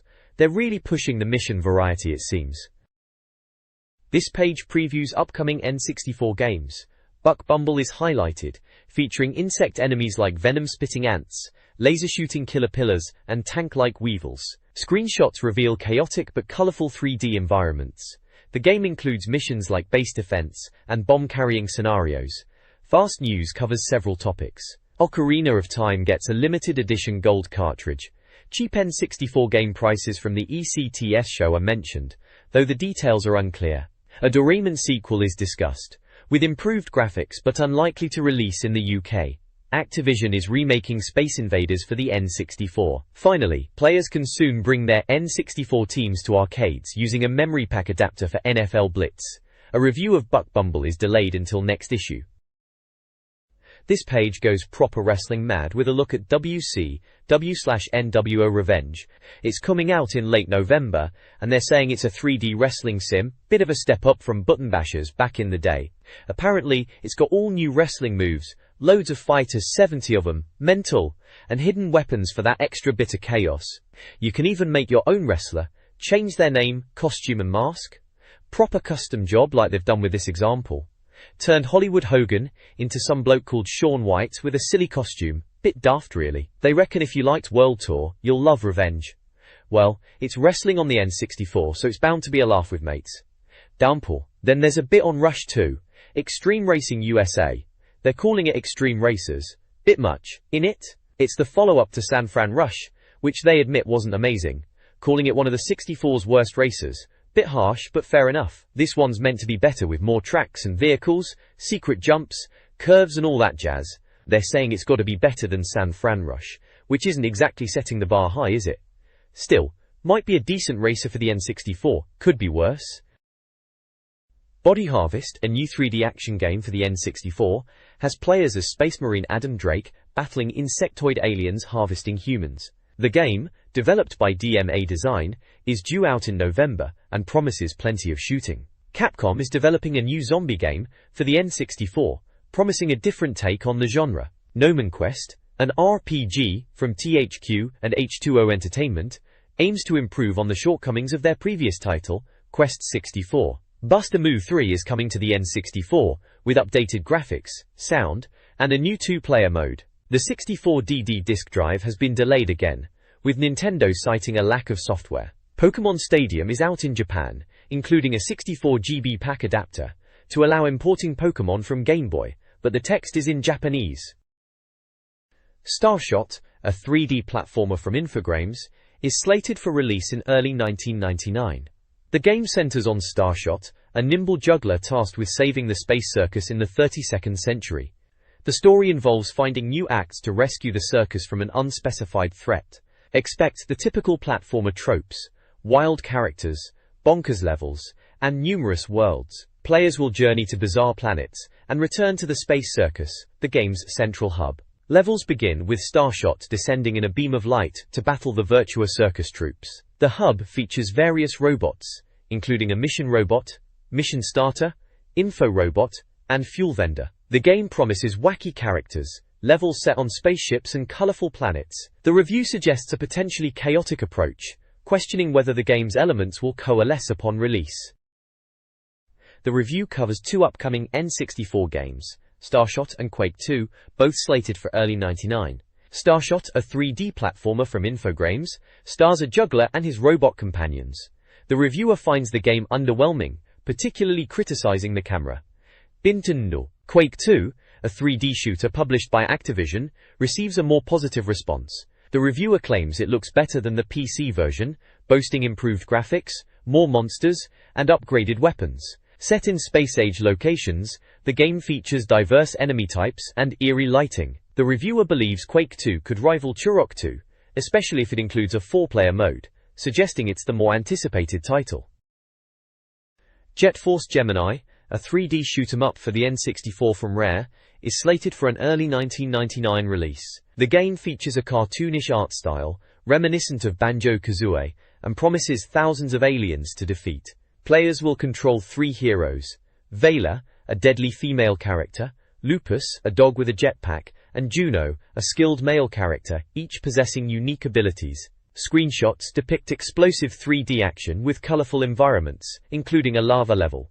The game will also incorporate platforming elements. The author anticipates an intense, alien blasting experience, comparing it to a more hectic version of Space Invaders. With Rare's reputation for quality, the game holds promise.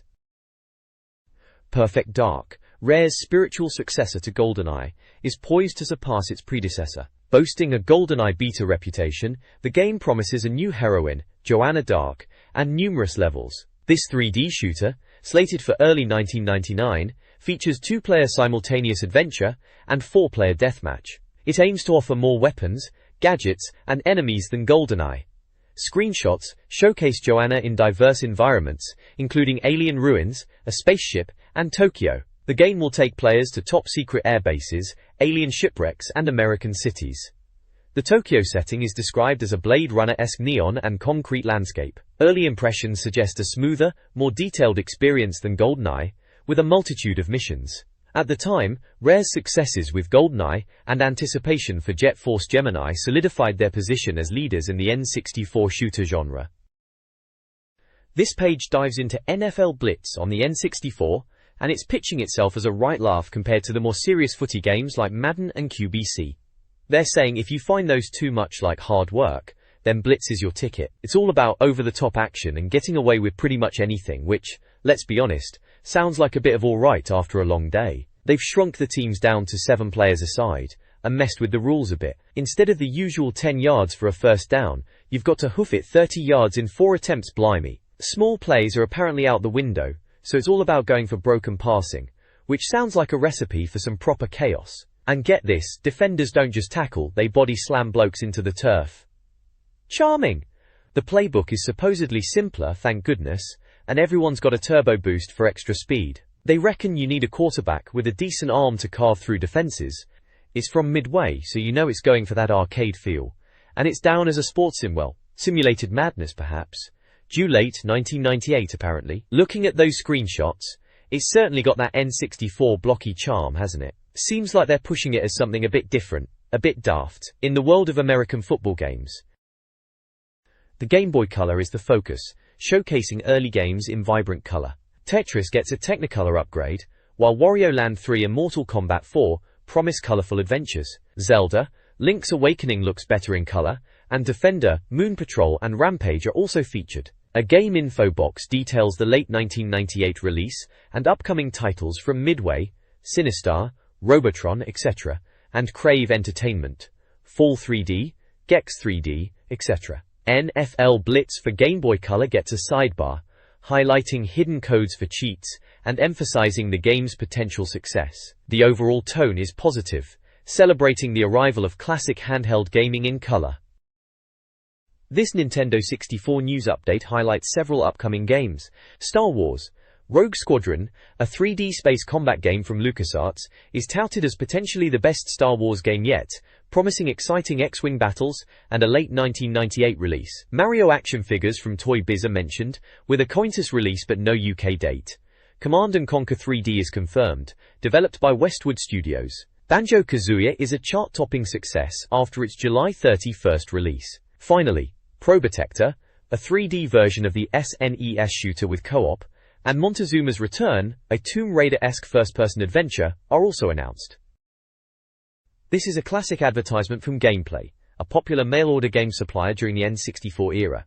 The ad boasts price, choice, quality, service, and highlights being Britain's largest mail-order supplier. They offered console bundles starting from £90.99, featuring games like Mario Kart 64 and GoldenEye. The ad lists numerous N64 games priced between £19.99 and £49.99, alongside accessories like joypads, memory cards, up to 8 MB, cheat devices, steering wheels, and even a Game Boy camera. They also offered nearly new second-hand games. The ad concludes with an order form for mail-in purchases, accepting payment via check, postal order, or card, including an option for express check clearance. It's a nostalgic glimpse into late 90s gaming and Gameplay's effort to sell N64 products.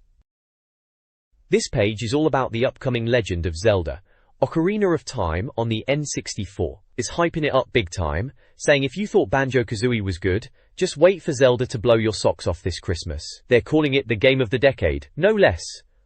It's a 3D adventure type game, coming out in December 1998, developed by Nintendo themselves, obviously. The article mentions that all the Nintendo big hitters like Mario made their N64 debut in Mario Kart 64, but this is Link's time to shine. They're talking about massive worlds to explore and massive bosses, the usual Zelda fanfare really. And there's a bit about the controls, calling it Control Freak. Apparently, the A button is for attacking monsters, while B is for talking, picking things up, and riding your horse. There's some green circle thing to show you what move to use next, which sounds a bit hand-holdy, doesn't it? Apparently, the screenshots show Link dropping chickens, whipping his horse, and chatting to someone, possibly Zelda? And Navi the fairy glows differently depending on if she's pointing out friends or enemies. Then there's a picture of a mysterious knight that looks suspiciously like Link. They even point that out at the bottom.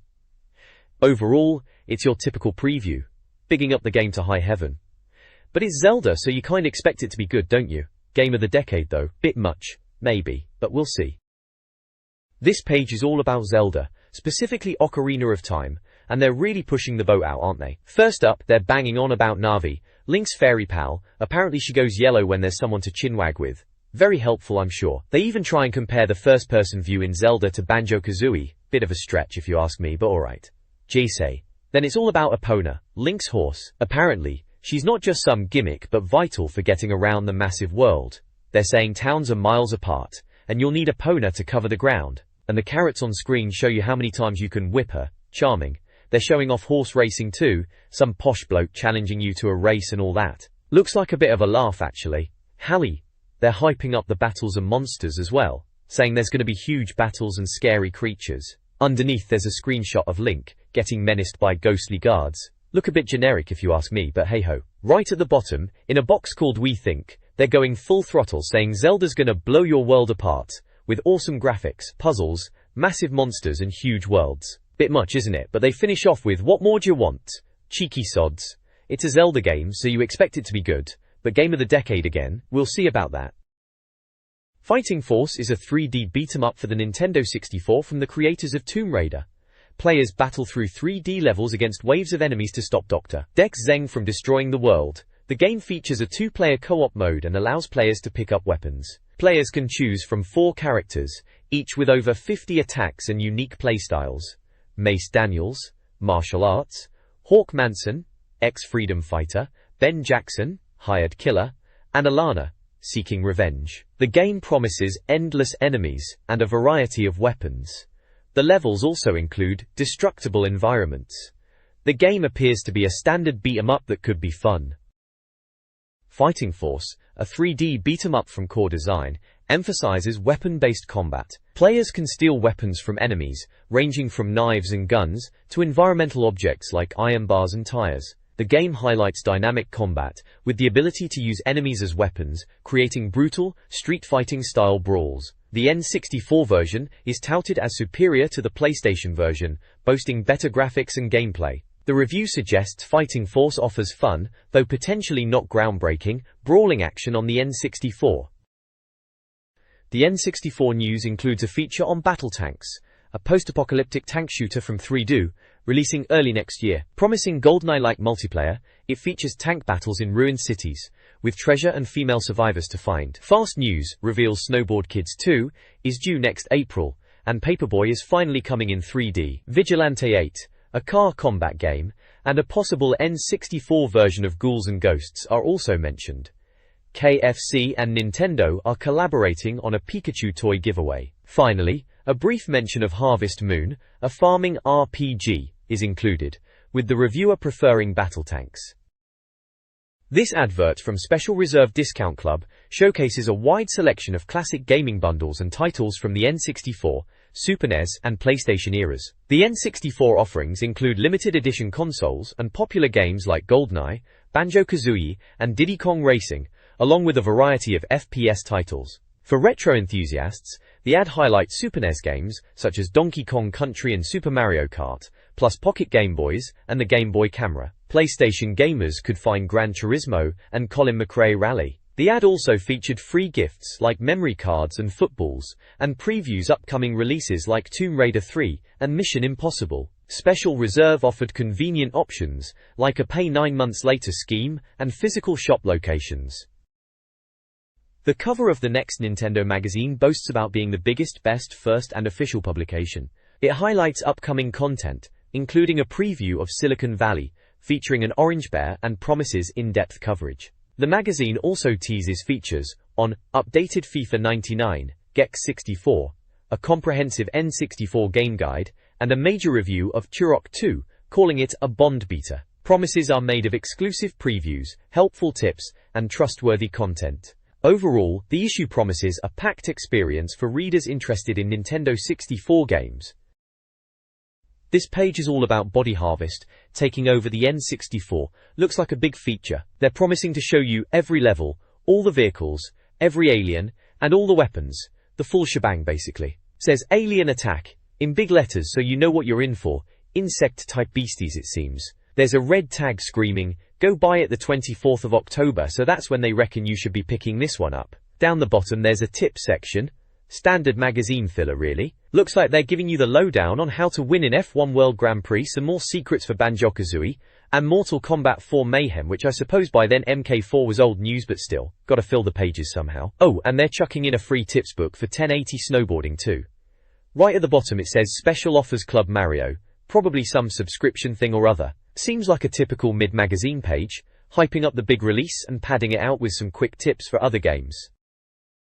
This page humorously portrays Wario, Mario's antagonist, as Hero Number 5. They jest about his appearance and origin, highlighting their childhood connection and how Mario's behavior may have led to Wario's villainous nature. Wario's first major confrontation with Mario occurred in Super Mario Land 2-6 Golden Coins, where he stole Mario's castle. Though initially a secondary character, Wario's popularity soared, leading to his own series, including Wario Land and Wario Blast. They also mention his Virtual Boy appearance, playfully criticizing the console. On the N64, Wario debuted in Mario Kart 64, known for his weight and strength, with his own track, Wario Stadium. The article anticipates Wario's potential as a leading character on the upcoming Game Boy Color, hinting at Wario Land 2 featuring color upgrades.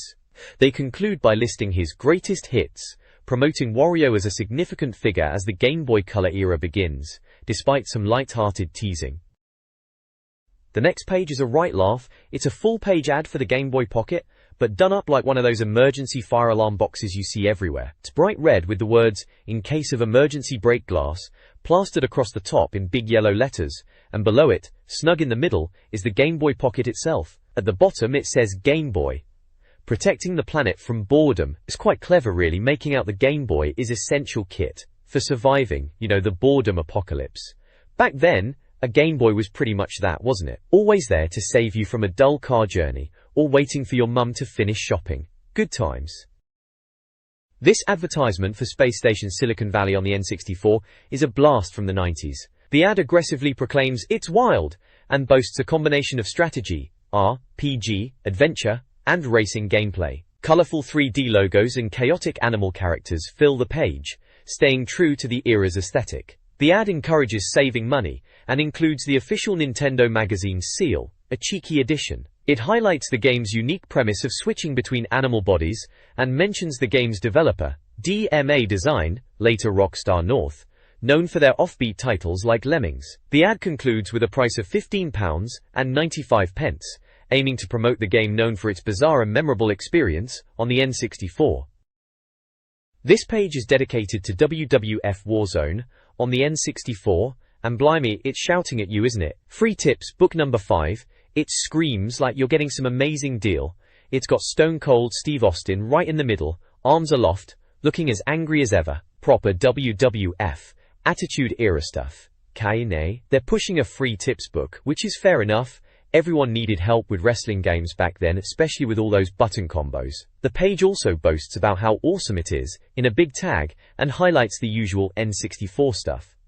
It's compatible with the controller pack to save your game, works with the Rumble pack for a bit of shaking, and you can get up to 4 players involved for a proper Royal Rumble. It's got the original Nintendo seal of quality stamp too, just to reassure you it's legit, and of course, it's the PAL version. Down the bottom it says busted every power move and special, so they're promising to reveal all the secrets. Yeah, typical wrestling game page, all big and bold. Bet it was quite exciting for kids flipping through the magazine back then, eager to learn how to do Stone Cold's finisher. This page is carrying on from the WWF Warzone page, screaming GR Applefest in massive letters. Subtle, eh? Looks like they're giving away some kind of move guide. It says, there's no space wasted here on basic stuff, which is a bit cheeky, implying all other guides are rubbish then. They reckon this guide gives you all the ring, corner and power moves for every character, so you can let battle commence. Bit dramatic, but that was the style back then. Underneath it's got what's inside with tick boxes, next to best moves, secret finishes and specials. So it's pretty much what it says on the tin. The quote underneath bigs it up, saying, wrestling's back with a bang. WWF Warzone stays close to the feel of the sport with all the sights and sounds. Sights and sounds? Bit generic, isn't it? And if you're a beat-em-up nuts, apparently you should give this a go. Right then, it's given a score of 90%. Which is pretty high. Someone was obviously a fan. And down at the bottom, there's the Nintendo official magazine logo. And a big number 2. Probably the issue number or volume or something. All in all, looks like they were really pushing this WWF game. Proper hyped for it. This guide provides general tips for playing WWF Warzone. It emphasizes softening up opponents with punches and kicks, stunning them, and then using holds to drain their energy. The goal is to reduce their energy bar to red or dark yellow. The guide explains that moves are listed weakest to strongest, and the player's name changing to blue signifies when to initiate a tie-up. Darker blue indicates stronger moves. Varying moves is encouraged to keep opponents guessing and to get the crowd on your side. Crowd support enhances move effectiveness, while boos increase the chance of failure. The guide also mentions secret moves, marked with a star, which are powerful and not taught in practice sessions. The page is from Nintendo Official Magazine 3, continuing coverage of WWF Warzone strategy. This page is all about Stone Cold Steve Austin in WWF Warzone. Looks like a move list ripped straight from the magazine, probably for those of us who were too busy chugging Sunny D to remember the button combos. They reckon Austin is the best choice for beginners. Which is fair enough, his moves are pretty straightforward. The guide on the previous page was talking about weakening your opponent, and this page gives you the moves to do it. Cheshire-Sprigfire. It's broken down into sections like standard ring moves, tie-up moves, running attacks, behind opponent and opponent stunned. For each section there's a list of moves like hammerlock, clothesline, DDT, spinebuster, all the classics. It shows you the button presses for each move using the N64 controller icons. There are even special moves marked with a star, like the Stone Cold Stunner and Power Slam, which, as the last page mentioned, are the real knockout blows. Remember trying to pull off the stunner? Good times. They've got a quick tip at the bottom reminding you about direction buttons before pressing buttons, a crucial bit of info for any wrestling game back then, especially when timing was everything. It's a handy little guide for anyone wanting to master Stone Cold and climb the ranks in Warzone. Cheers to that. This page continues the WWF Warzone guide, focusing on the more exciting special moves off the canvas. Right then, so after mastering the basic moves with Stone Cold like we discussed before, this page is telling us how to pull off the flashier stuff. It's all about moves off the canvas, which basically means the more over-the-top wrestling maneuvers you wouldn't just do in the middle of the ring. They've broken it down by location, like in the corner, behind opponent, running at opponent, on the turnbuckle and outside the ring. For each position they list a bunch of special moves, and the button combos. Things like belly-to-belly suplex from the corner, pump handle slam from behind, charging clothesline while running, and then the proper high-flying stuff like fist drops and splashes from the turnbuckle. They've even got moves for when you're fighting outside the ring, which was always a bit chaotic in these games, trying to get back in before a count-out. There are a few star moves highlighted again, like the splash and shoulder tackle. Presumably these are the real crowd pleasers and damage dealers. At the bottom, another quick tip reminding you to make sure your name is dark blue to do advanced moves, which is classic wrestling game logic, isn't it? Basically, you need to have some momentum going before you can bust out the really good stuff. Good to know, might stop you button mashing like a loon and actually have some strategy. This guide details Shawn Michaels' moveset in WWF Warzone.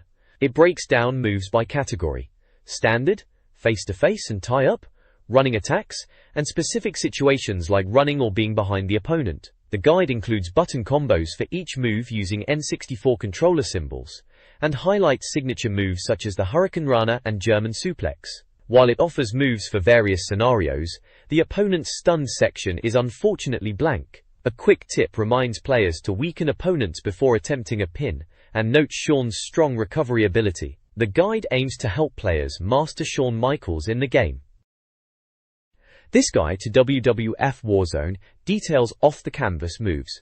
It's categorized by ring position and opponent status: corner, behind, turnbuckle, down inside/outside the ring, and standing inside/outside the ring. Corner moves include chops, turnbuckle climbs, splashes, and more spectacular maneuvers like flying head scissors, monkey flips, and the Hurricane Shiner. Behind the opponent, the options are limited to head into the turnbuckle or a pump handle slam. When the opponent is down inside the ring, you can do elbow/fist drops, splashes, and shooting star press. When they are standing, drop kicks, bionic elbows, and a Hurricane Shiner are possible. Outside the ring offers fewer options. The guide provides N64 controller button combos. A quick tip advises softening up opponents before attempting a pin. This page is all about Headbanger Mosh in WWF Warzone. Remember that game? Solid N64 wrestling title, proper button masher. Apparently, Mosh here, according to the stats, is fast but not a guaranteed win machine, which is fair enough. No one wants an overpowered wrestler ruining the fun. It says he's powerful but no easy wins, so sounds like a decent balanced choice. The page is basically a move list for Mosh. It's split into sections depending on where you are in the ring and what your opponent is doing. Standard ring moves are broken down into face-to-face and tie-up moves, so your usual grapples and strikes. Then you've got running opponent moves, for when they're legging it, and behind opponent for sneaky attacks from the back. Looking at the moves, you've got your usual wrestling fare: DDTs, suplexes, neck breakers, power bombs, all that good stuff. And of course the button combos are there using the N64 controller buttons, A, B, and those directional buttons. There's a screenshot showing Mosh laying the smackdown on Goldust, which is always satisfying. And a quick tip at the bottom, basically saying time your attacks, and go for tie-ups if they are blocking. Common sense really for these games. Warrington or, yeah, pretty standard character spotlight page for a wrestling game guide back then. Gives you the gist of how to play as Mosh, and some moves to try out. Not bad, if you were stuck, and needed a few pointers. This text details the special move system in WWF Warzone. It covers moves executed in specific situations like in the corner, monkey flips, superplexes, behind the opponent, running at the opponent, on the turnbuckle, and outside the ring. Further categories include moves performed when the opponent is stunned, such as ground holds at the feet or head, leg locks, painkiller. Finally, ground hits standing over, covers stomps and elbow drops. The guide provides button combinations, A, B, D-pad directions, for each move. A quick tip advises strategic pinning over flashy moves, especially when tired. This page carries on with the WWF Warzone guide, this time focusing on the moveset for Headbanger Thrasher. So, if you were thinking of playing as him, here's the lowdown. Takra. It's broken down into different situations, like standard ring moves, for face-to-face grapples, then tie-up moves, which I guess are your standard wrestling holds. There's also sections for running opponent moves, behind opponent attacks, and what to do when your opponent's stunned. For a stunned opponent, there are ground holds at feet, and ground holds at head, and finally ground hits standing over opponent. Each move is listed with a name and the button combos, using the D-pad and the A and B buttons. Pretty standard N64 fighting game stuff. Moves like the Hurricane Rana are flagged with a star as being a bit special, maybe his finisher. There's a decent range of moves, from your basic arm wrench to fancier stuff like the Northern Light suplex, and even a brainbuster for when you're feeling a bit more hardcore. For the stunned opponent, you've got your classic wrestling holds like the Boston Crab and STF- proper submission moves. At the bottom there's a quick tip advising you to get into the habit of blocking attacks. It says even if it doesn't always work, it's still worth doing. Solid advice for any wrestling game really, especially when button mashing is usually the go-to tactic. This page details WWF Warzone's special moves off the canvas, focusing on flashier maneuvers. Moves are categorized by location: in the corner, facing or behind opponent, on the turnbuckle, with the opponent standing, and outside the ring. Corner moves include head scissors, hurricanrana, and slams. Turnbuckle options offer elbow drops and splashes. Standing grapples involve moves like the sunset flip and torpedo dropkick. Outside the ring, players can repeat some moves. The page also includes a basic tip for tag team matches, keeping the opponent in your team's side for partner interference. The text reminisces about players memorizing button combinations to master the game. This guide focuses on playing as Kane in WWF Warzone. Kane is portrayed as slow but powerful. The guide breaks down his moveset. Standard ring moves like arm wrenches and hammerlocks. Tie-up moves including powerbombs and suplexes. Behind-the-back moves like cobra clutches, and running attacks such as dropkicks.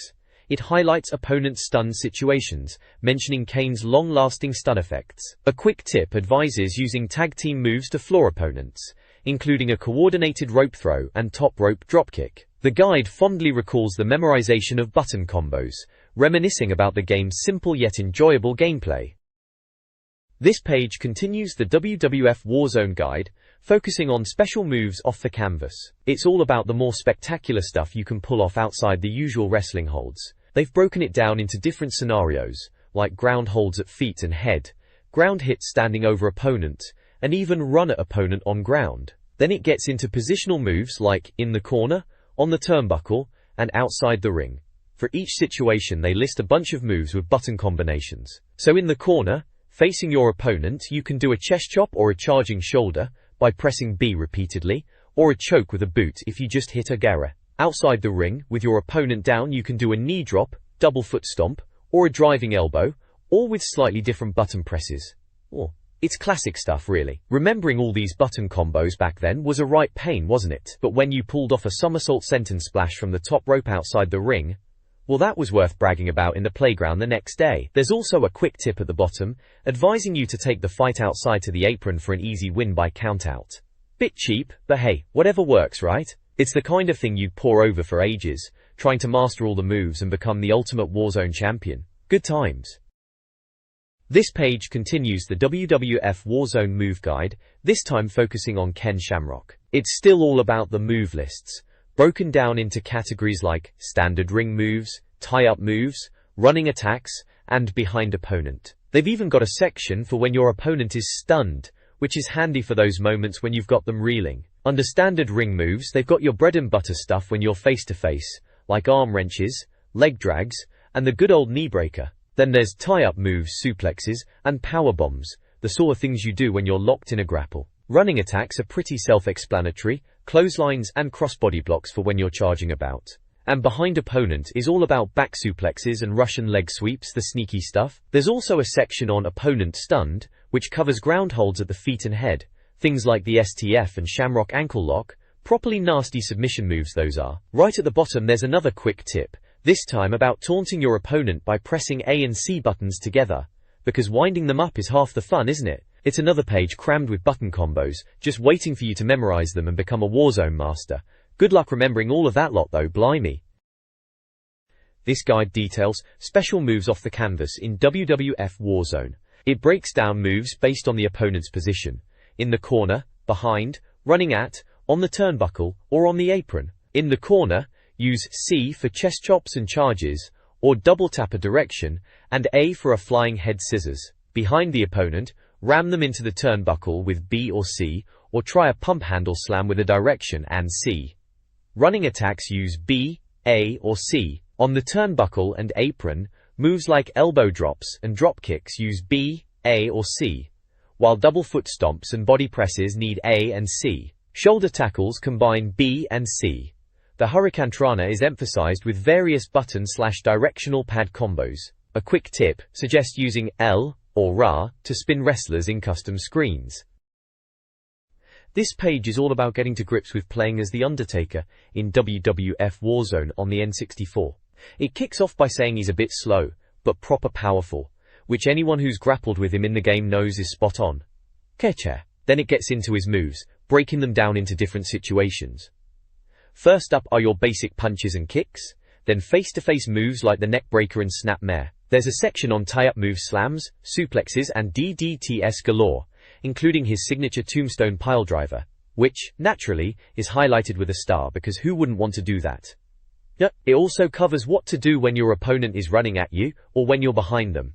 Spine busters and side slams feature there. And then there's running attacks, which are mostly flying clotheslines. It's all pretty straightforward stuff, typical move list guide you'd see back then. There's even a quick tip at the bottom about cheats, which is probably more interesting than half the moves listed, to be honest. This text provides a guide to special wrestling moves in the N64 game, WWF Warzone. It focuses on moves executed from grapples, and is categorized by location and opponent's state. Standard ground holds and ground hits are covered, including basic strikes like elbow drops and leg drops. More interesting are the corner moves, including facing, behind, and running at the opponent, with the top rope superplex highlighted. Turnbuckle moves are also detailed. Finally, outside the ring moves offer variations of in-ring actions, such as dropkicks and clotheslines, with the driving elbow and forearm smash receiving special mention.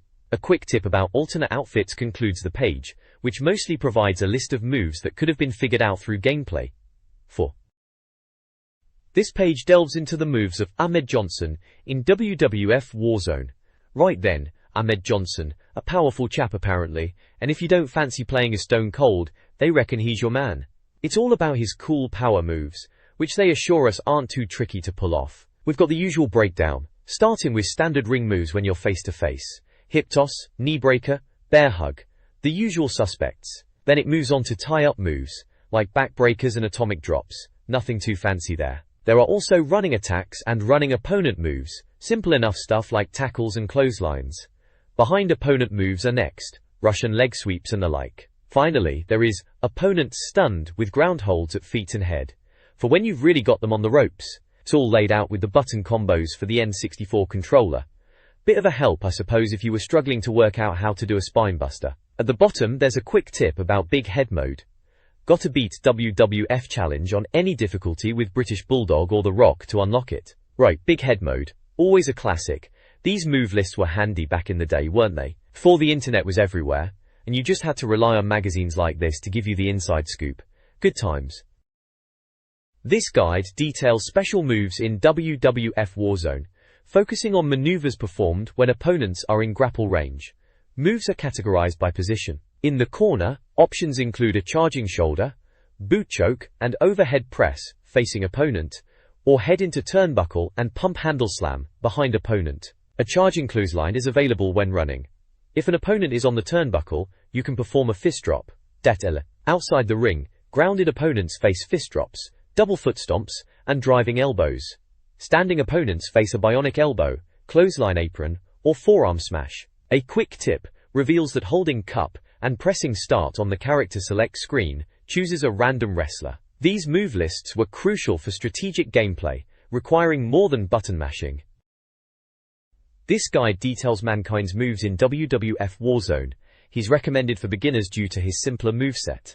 The guide covers standard ring moves like hip tosses, body slams, and Samoan drops, along with side and tie-up maneuvers such as suplexes and DDTs, including his signature mandible claw. Running attacks include clotheslines and spinning neck breakers, and behind opponent moves feature nerve holds and reverse DDTs.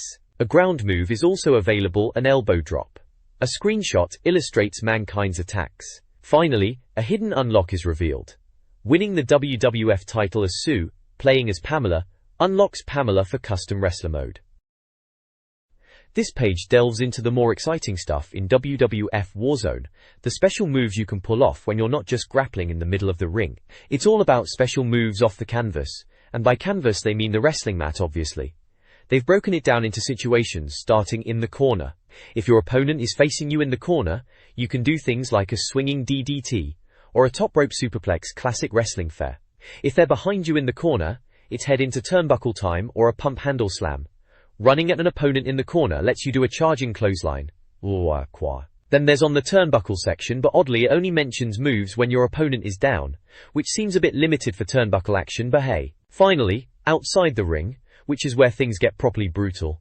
When your opponent is down outside, you can do elbow drops and driving elbows, ouch. If they're standing outside, you can still use axe handle smashes, bionic elbows and clotheslines. And for a real showstopper, there's the forearm smash, which uses a bunch of buttons, and the cut button fancy stuff back then. It's a handy guide for Warzone, going beyond the basics and showing off the more damaging moves. Makes you want to dust off the N64 and have a rumble, doesn't it? This page is dedicated to Farouk in WWF Warzone, and reckons he's got a great mix of strength and speed, and his finisher, the Dominator, will saw anyone out, apparently making mincemeat of any opponent. It's got a breakdown of his moves, starting with standard ring moves when you're face to face, like your basic Japanese arm drag and hip toss, right up to shoulder breakers and spine busters. Then it moves on to tie-up moves, the usual hip tosses and chest breakers. There's running attacks and moves for when you're running at an opponent or they're running at you, power slams and flying shoulders, that sort of thing. It lists his special moves, which include the vertical suplex, press slam, choke slam, and of course, the Dominator, which is down, down, cup. Good luck remembering all that in the heat of the moment. Then there's moves for when you're behind opponent, like sidewalk slams and belly to back suplexes.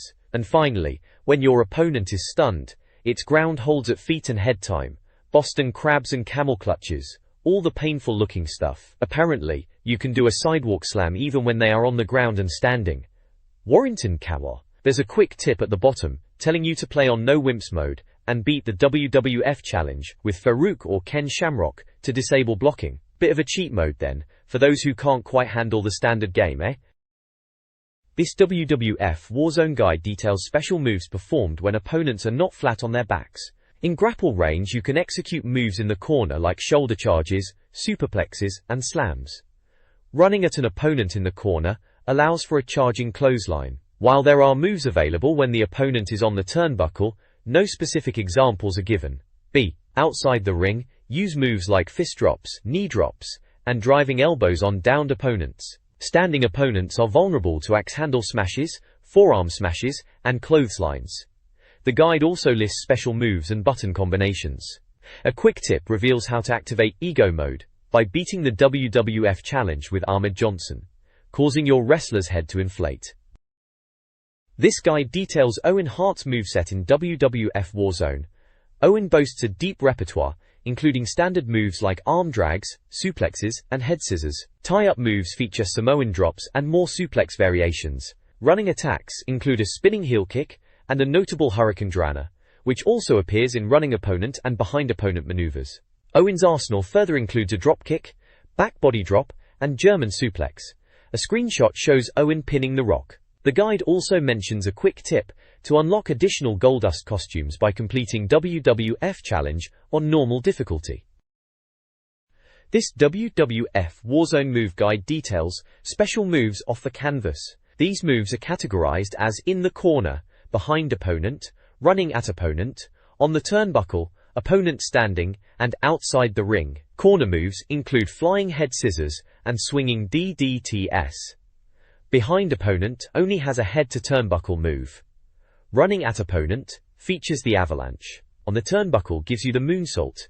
Standing opponent moves encompass sunset flips, forearm smashes, hurricane runners, torpedo dropkicks, and wheel kicks. Outside the ring offers kamikaze headbutts and somersault senton splashes.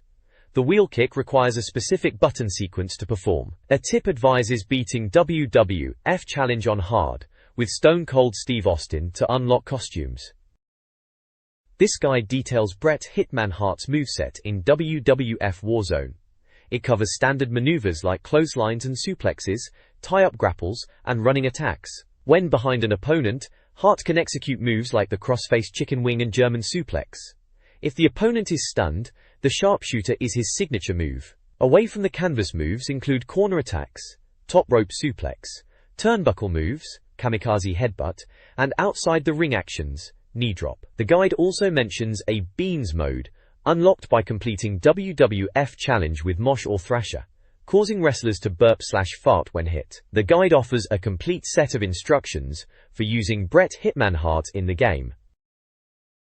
This guide details Triple H's moveset in WWF Warzone. Standard ring moves include clotheslines, suplexes, fisherman's overhead belly-to-belly, vertical, DDT, and his finisher, the pedigree, triangle, down, B and C. Tie-up moves offer another overhead belly-to-belly suplex. Running moves involve the power slam. Behind the opponent you can perform an atomic drop or shoulder breaker. Stunned opponents can be targeted with various ground holds on the feet, Texas cloverleaf, half crab, figure 4 leg lock, and head, knee to back, rear chinch lock, arm wrench, blatant choke. Off the canvas, moves feature corner and turnbuckle attacks, including suplexes, double foot stomps, and splashes. A quick tip reveals how to unlock Cactus Jack and Dude Love by beating WWF Challenge with Mankind. This page details Goldust's moveset in WWF Warzone, categorized similarly to the Triple H page. Goldust's standard ring moves include Japanese arm drags and body slams. Tie-up moves feature brainbusters and pile drivers. Running moves include a back body drop, while behind opponent moves showcase the abdominal stretch and curtain call. When opponents are stunned, Goldust employs a headbutt to the groin. Off the canvas moves involve corner action, such as superplexes. On the turnbuckle, he can perform a fist drop or somersault splash when the opponent is down, or forearm smashes and shoulder tackles if they are standing. The page clearly presents button combinations using N64 controller icons and offers a quick tip about the cage slam. Goldust's style is more high-flying and theatrical compared to Triple H. This page details the British Bulldog's moveset in WWF Warzone. The Bulldog is presented as a well-rounded, easy-to-use character with powerful, visually appealing moves. His standard moves include the Samoan drop and gorilla press slam, showcasing his strength. Tie-up moves feature the overhead belly-to-belly suplex and charging power slam. Running attacks consist of a crucifix and power slam. Behind the opponent, he utilizes an atomic drop and belly-back suplex. Ground holds include the spinning toe hold and Boston Crab. Cruise off the canvas, he uses a belly-to-belly suplex and superplex. On the turnbuckle, he has splash or somersault splash while down and body press, or clothesline while standing. Outside the ring, he performs a torpedo dropkick and body press. A quick tip advises varying moves to entertain the crowd. Compared to Goldust, the Bulldog emphasizes power over theatrics. This page is still on WWF Warzone, this time showcasing Rocky Maevia's moveset. Right, The Rock, before he was properly The Rock, and was still a bit of a smiley babyface, bless him. They reckon he's a good starting character because his moves are easily managed. Well, it's Warzone, everything's fairly easy to manage in that game, isn't it, Bunny? Anyway, there's a standard list of moves here, like with Bulldog on the last page. We've got face-to-face moves, short arm clothesline, and front face DDT, standard wrestling fare. Then tie-up moves, DDT again, they love a DDT in wrestling games, and a pile driver, ooh bit naughty on the N64. Running attacks, crucifixion, very dramatic, and your usual drop kick. Behind opponent has victory roll and cross-face chicken wing, chicken wing, chicken wing. Sorry, got carried away there. They also break it down for when your opponent's stunned, or on the ground, which is handy. Ground holds at feet and head, ground hits standing over opponent, all your usual wrestling game staples. Looks like Rocky's got a decent mix of slams and grapples, bit less power base than Bulldog maybe, more agility. Techy. And there's a quick tip at the bottom, telling you to vary your moves for extra points. Yeah, cheers for that tip, very helpful. Still, Warzone, it's a solid grappler if you fancy a bit of button-bashing wrestling on the N64. WWF Warzone offers a variety of off-the-canvas moves. In the corner, you can perform various attacks like turnbuckle punches, a boot choke, splashes, and high-flying maneuvers like hurricane ranas and superplexes. Behind your opponent in the corner, you can execute headbutts or a pump handle slam. Running at them allows for an avalanche attack. On the turnbuckle, if your opponent is down, you can do a knee drop or a splash. If standing, you can utilize a drop kick, clothesline, shoulder tackle, or body press. Outside the ring, you can do a knee or fist drop when they are down, or a drop kick or clothesline when standing. A quick tip advises dragging opponents off the apron. The magazine promotes upcoming tips for Warzone, hinting at strategies for those struggling. Despite being button mashy, Warzone is still considered fun. This page is all about WWF Warzone tips. Looks like it was given away free, with the October issue of Nintendo official magazine back in the day. It's got that big WWF Warzone logo at the top, the one they plastered everywhere back then. It says this tips book is presented free, with the October issue of Nintendo official magazine. Down below there's the Nintendo logo itself, the red and white oval we all know. Further down in smaller print it's just the usual legal stuff about trademarks and copyrights from Titan Sports and Acclaim. Nothing too exciting there. So yeah, just a little freebie tips guide for WWF Warzone bundled with the magazine. Simple as that really.